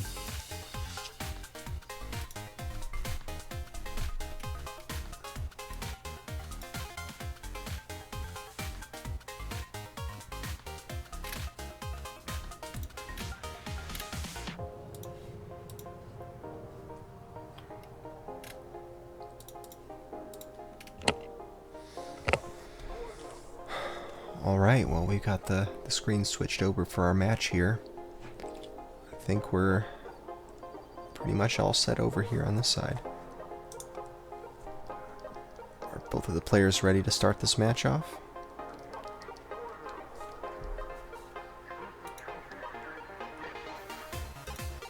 Error's going for one last boss kill. Nah, he's good. I'm going to go ahead and guess Jorf stepped away for a moment. And he'll let us know in chat when he's good to go. It's just more last minute practice time for Error, I guess. There he is. He's in chat. He's ready. He's ready. Okay, sounds good. And you're ready as well, Error, I take it? Yeah. Okay, then. He supposes. Well, then I think it's time that we start this off. So I'm going to give you guys the countdown. 3, 2, 1, go. So here we go. These players have 30 minutes to make as many attempts as they can of this goal of the game, which is going to be stages 2-4, 2-5, and the boss of World 2. Players can reset as much as they want. At the end of 30 minutes, whoever's got the best time, whoever has achieved the best time is the winner of this match. So far, Jorf already has one match under his belt. He won the Mario 2 match that happened just an hour ago. And so really the ball's in Error's court right now. He needs to win this match in order to stay alive and go into match 3.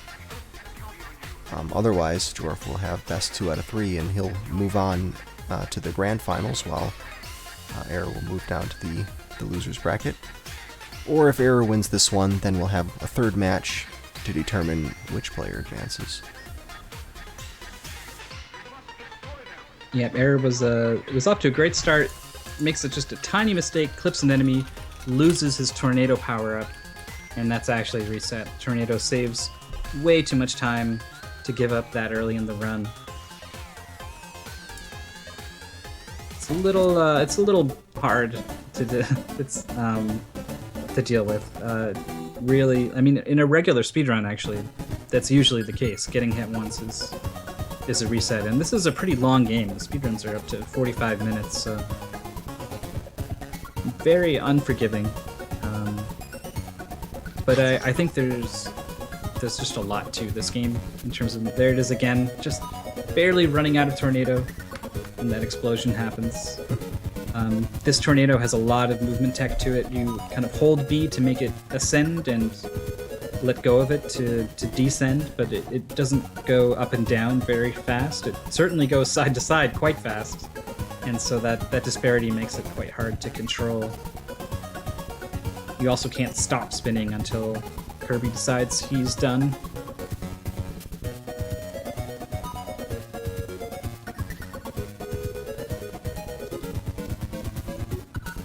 Lots of players, there's only 2 players. Both players opted to spend a good deal of time early on just sort of playing the game, using the tornado, getting used to how it moves, before they really started working on stage by stage where they wanted to use their tornadoes, where to jump, when to run, that sort of thing. So already on the board here is Jorf, waiting for this little dance to play out. Adorable as it is, it's maybe a little frustrating, but there it is. 243. Pretty good. I think there was a couple slip-ups, but a very, very solid run to have this early on the board. Putting pressure on Error here. And Jorf's going to keep going. Look for something a little more optimized here.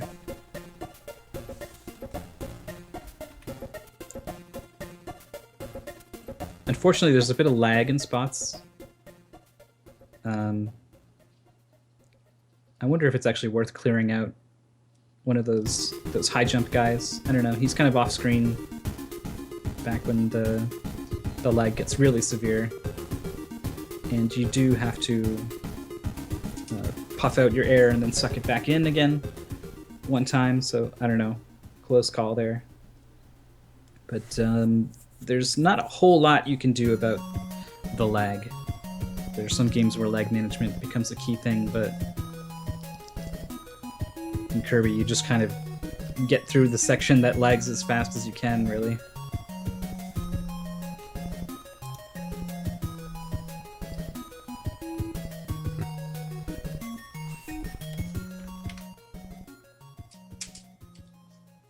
Stupid tornado threw me all the way to the side of the screen when I picked up the wand.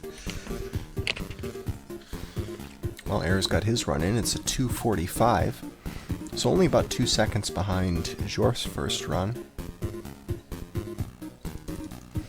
Right now, Arcano is working on the timing. Arcano, in case you weren't around earlier when we introduced him, Arcano is our official timing referee. So each of these runs that one of the players completes gets uploaded to us, and Arc plays it back in emulator and gets the exact timing down to the frame. So we'll know in a moment what the official timing is for Jorf's and then Error's. As we predicted, this is a close match here. Already. I think both players can go a little lower, but it is definitely going to be a close one. Yep, Jorf's time already up there on the board, a 244.04. So very close to Error's time, within a second of what Error has up on his manual splits. We'll see. We'll see once Error's official timing comes in how close it actually is. Yeah, I think the temptation is to split at the end of the dance with like the music stinger at the end. Dun, dun, dun, dun, dun, dun. You want to hit the button, but the timing for the goal is actually the fade out after that. So that's probably where that extra 0.6 seconds or so is coming from. Maybe.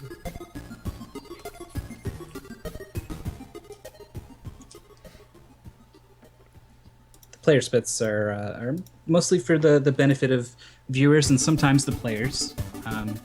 Knowing how you're doing can help you make decisions about how you want to play certain sections. But at the end of the day, what really matters is the time that Art comes up with when he times out the run. So not a big deal if the splits are a little bit inaccurate.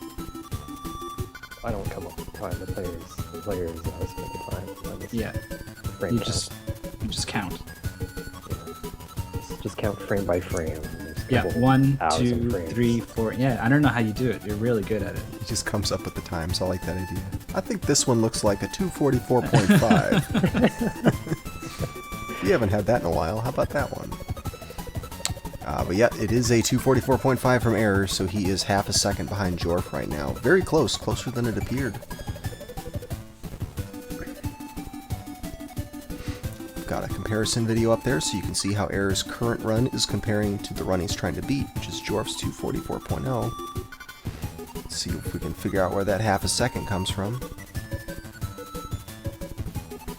There's a section in the forest that Jorf spent a particularly long amount of time practicing. And you should keep an eye out for that section on Jorf's screen, because it looks like he has a couple little optimizations there, spacing out the tornado and best making use of Kirby's movement techniques in between tornadoes. Well, it's looking like a lot of the time's coming from the boss fight, because Error went in there with -3, but he was still, according to the comparison video, a little bit behind Jorf. So he must have a lot of time to make up. I'm losing a lot of time in level 1, and I don't know where yet. Yeah, assuming these players are splitting at the same times, Jorf appears to be 5 seconds ahead in the first level.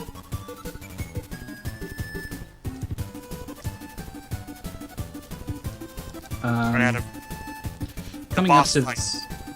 this mic boss, I don't know, speaker boss, whatever he is, the music guy. Jorf he jumps first and then activates the tornado to get the height he needs to quickly get over that big hump with all the enemies in it. And I think that's the sort of little optimization that Air's looking for in a couple spots here. But you're absolutely right. The boss fight is going to be a huge factor. You're kind of torn. You wanna stay inside his hitbox, hitting him as much as you can, but you also really want to make sure that your hits are always catching him when so it's weird. He will always take damage, but he will stop moving in certain increments. So basically, as soon as he's about to start moving again, you want one of your hits to hit him then, because you want to slow down his progress. You don't want him to drop down and start painting on the second easel. So while you're going for as many hits as possible, if you end up on the left side and he starts moving to the right, he can get away from you a little bit, and that's going to cost you more time than if you had just made sure that you're kind of on the right side of his hitbox, and you're always there to hit him as soon as possible when he's ready to start moving again. Well, looks like Error has managed to find that missing 5 seconds. Yep. He also did that forest section really cleanly.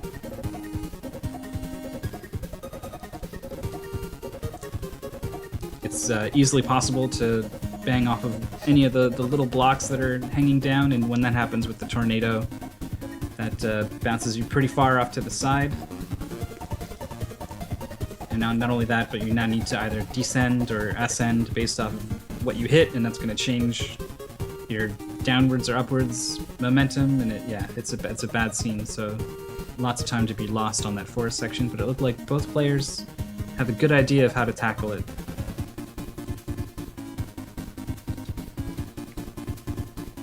They're resetting there over losing his power up earlier. He gets a little bit too far away, and then it's just not worth the time. This race is going to be too close to play out something with that big a time loss. We got Jorf right here fighting this boss, but he's already above his PB, so this won't be a PB for him.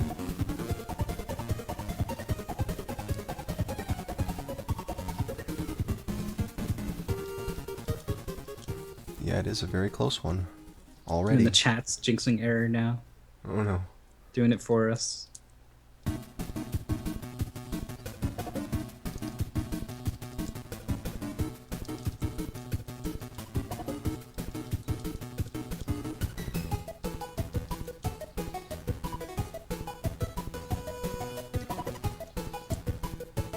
You see the players throwing in this slide move here and there. It's a little slower than the tornado, but if the tornado is going to take you too far, then a slide is a good way to cover the rest of that distance a little more quickly. It's especially fun when you do it off of a ledge. You get to maintain your slide speed in the air.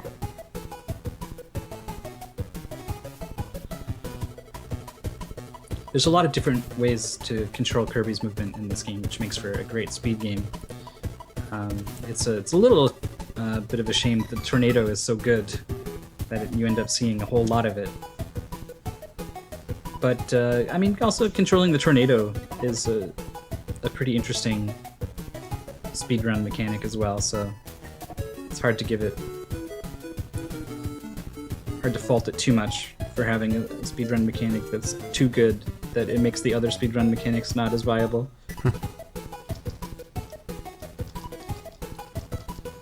Error had the -4 in the first section. He's kind of figured out where he's missing it. Goes into the boss with a -2 and gets a pretty clean fight here. So I'm expecting a new first place time. Let's see. Gotta wait for the dance. Fade out, bam, -4. So the time to beat is now at 2:41.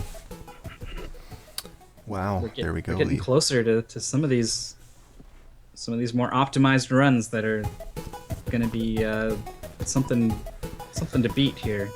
Yeah, we were looking at that half a second thinking, oh man, it's super close, and then nope, he just knocks 4 more seconds off, so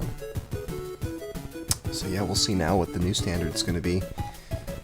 Are we going to even see times that are sub 240? That's just, I think that's basically just a quick, clean boss kill that made up the big difference there. Well, he was 4 seconds ahead of his PB and then dropped to only about 2 seconds ahead, so we know that there are 2 more seconds to be saved in theory, unless there was just some weird splitting going on. That's a really good stage 1.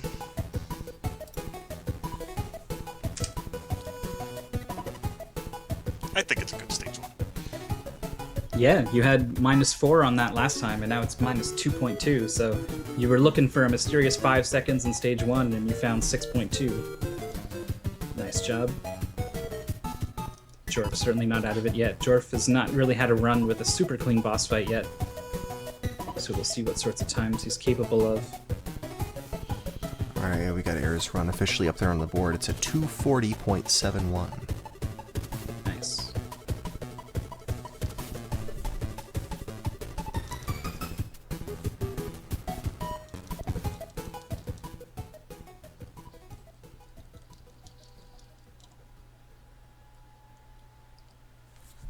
Bad. Jorf's -1.3 tells me that I think him and Error are getting about the same time on level 1 now.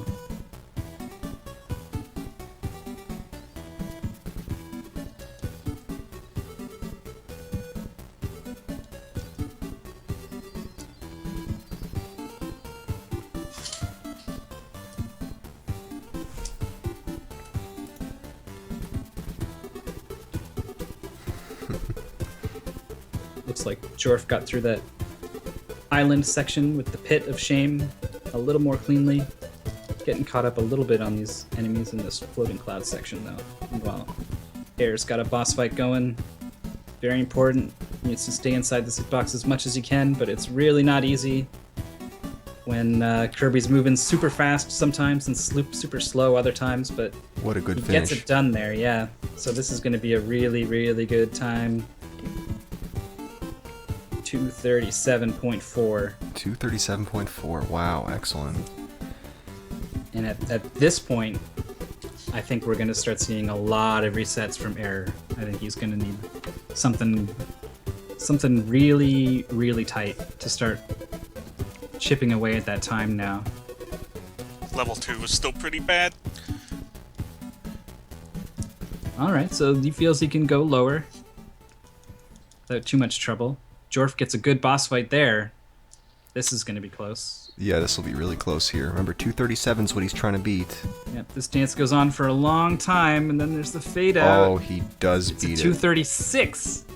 So it's a good thing that Error thinks he has got some time to make up in level 2, because he's going to need about another second here to jump back in the lead, because it has once again changed hands in Kirby's adventure here. How are we doing on time? We are about halfway through the match, a little past that, and this is shaping up to be really good.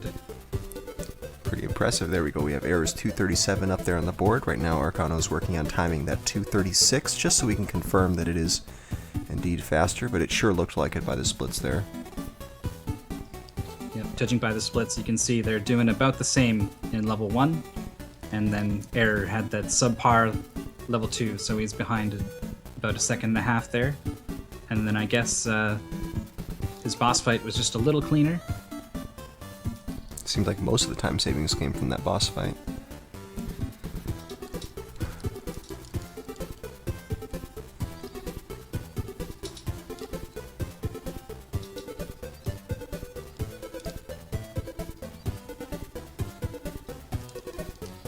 And there we go. Arc comes through with the timing there. Jorf's run is a 235.8.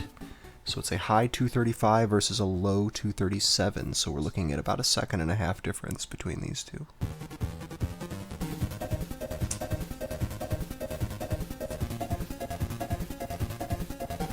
Going off the splits, I think there's about that much waiting to be saved in the second level here for Error.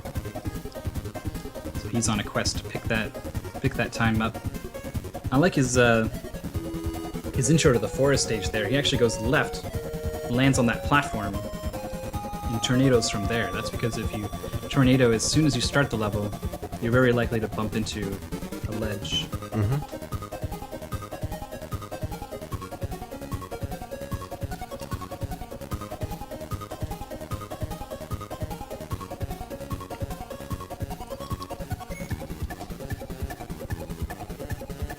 Kind of surprised at how quickly both players got over accidentally flying when you don't want to. All you have to do is tap up, even if you're on the ground. So it's a little too easy, I think, to start flying accidentally. But both players are moving super cleanly. I don't think I've even seen it once, really. They are one with the tornado.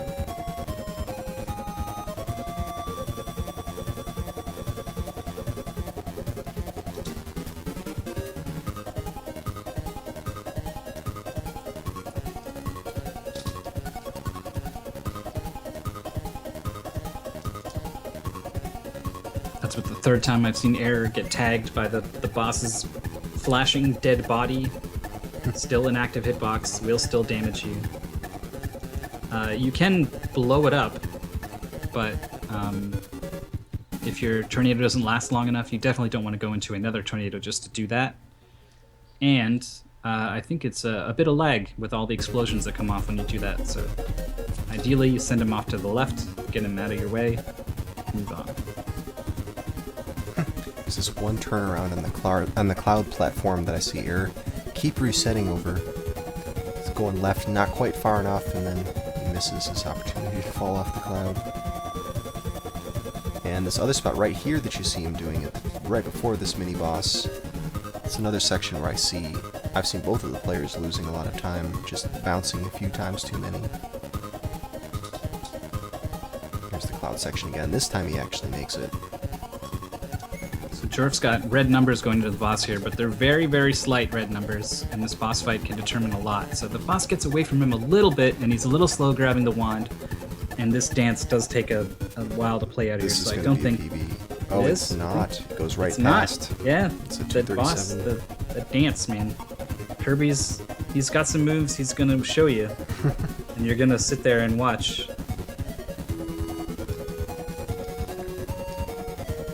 So that was a pretty clean run from Jorf, and it's not a PB, so that gives you an idea of the level of optimization we're looking at for the rest of this match.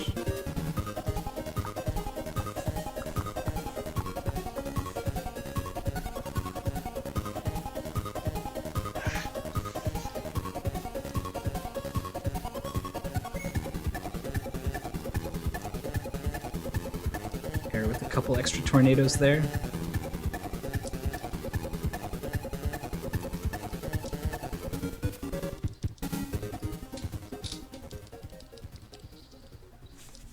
If there was an easy way to cancel out of this tornado, I think it would be a lot more manageable.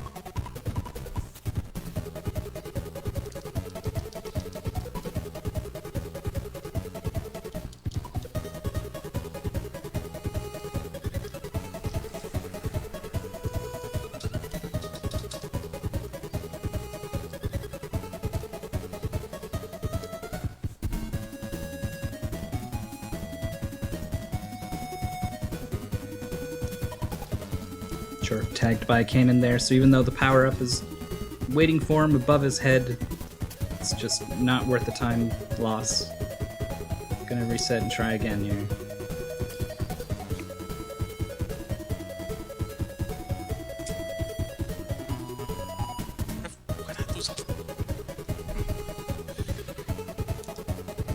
Error mysteriously losing 2.5 seconds on that first stage. What was that?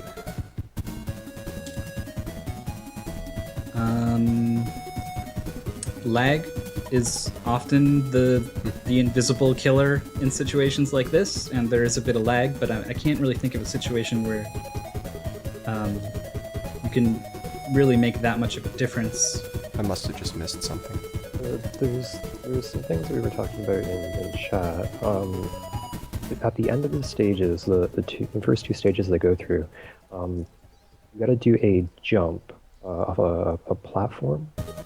First 2 frames will get you on the 7th. Third frame will get you to climb up onto the 6th. The 4th frame will get you to land on the 6th.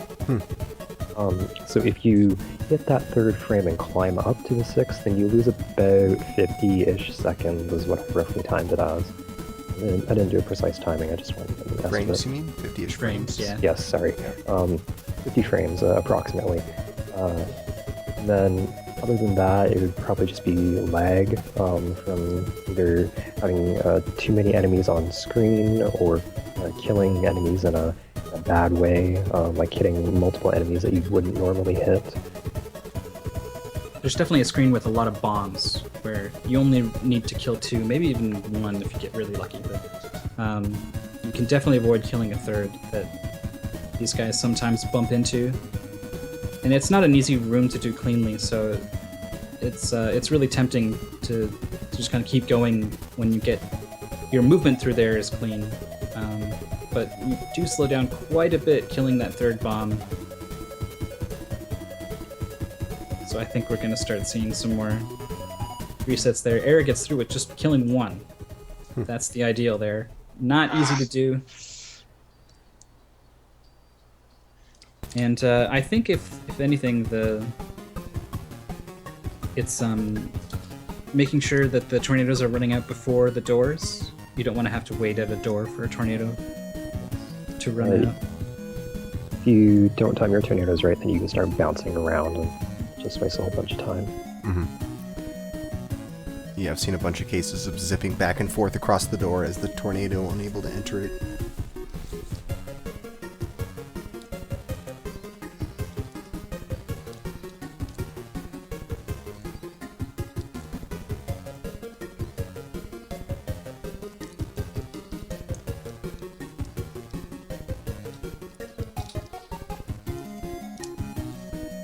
I think Error's starting to figure out some of the things that were holding him back.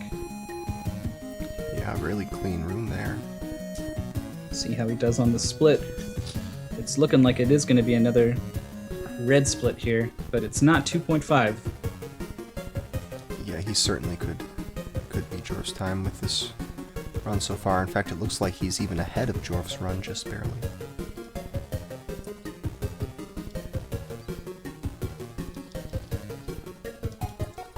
Meanwhile, Jorf getting out of level 1 himself with a clean run. So we'll see how both players deal with this second level here. Here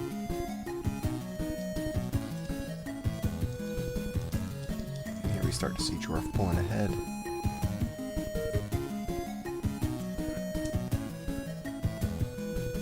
Oh, I didn't want a tornado there.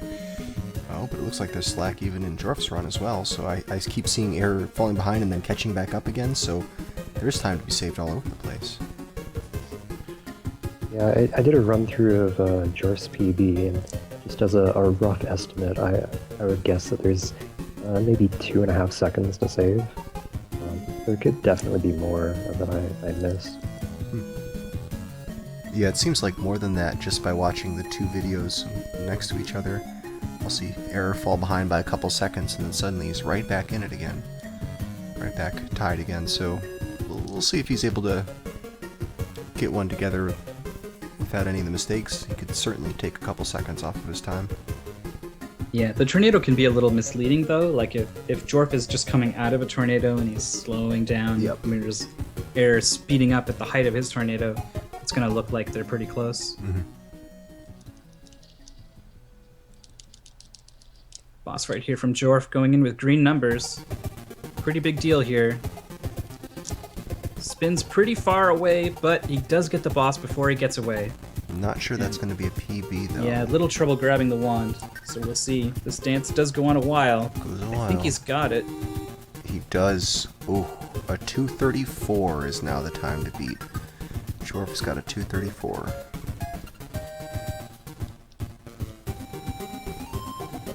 Here's task. Getting a little harder here. 2.5 minutes left in the match. Closer to 2 minutes, actually.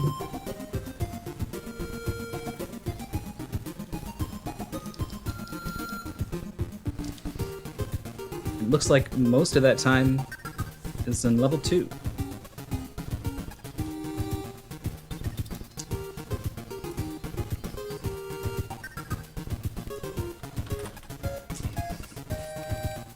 Had a not great boss either. Wand grab, that is. Yeah, Jorf's one grab was a little off too. In fact, it seems like you're saving more time than he is in the boss fight. The biggest difference is level 2 here.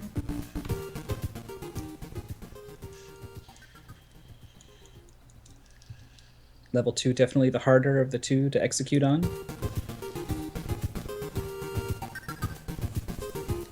We have Jorf's official timing in. It was a 2:33.97, so just barely below 2:34. So Error has about 3 seconds, 3.13 seconds that he needs to take off of this time. Certainly doable. Well, it is doable, and I have no doubt, given enough time, he would do it, but we're getting down to it here. Less than a minute left.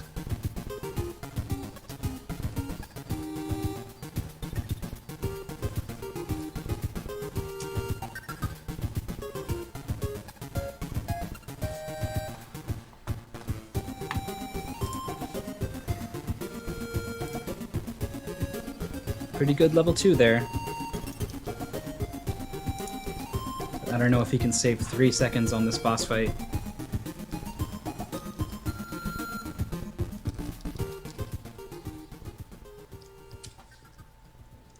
Boss gets away from him just a little bit there. Oh, too bad. Gonna go ahead and reset. Even though he's still quite a ways away from All right. Jorf's time, but yep, all right, here Now we is go. the time. Oh yeah, now's a good time for resets, because this is your last call for resets. Time has run out, so it's your last chance. And that's it. No more resets past right now. Jorf's heading out of the first stage with green numbers here. He says even if Error's gonna beat my time on his last run out of nowhere, I'm still gonna try to put up an even tougher one here with my last run. Yep, and he is ahead of Jorf currently in this run.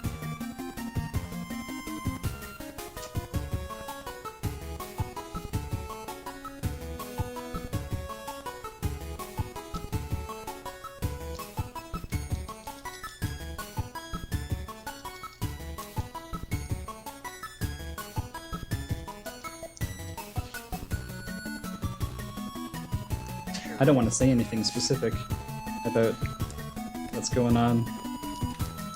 Don't want to throw anything off. Could just Just let the runners focus in on what they have to Yeah, get done here. there's a lot riding on this, which is maybe a worse thing to say than Yeah. commenting on anything they're doing, but it's okay.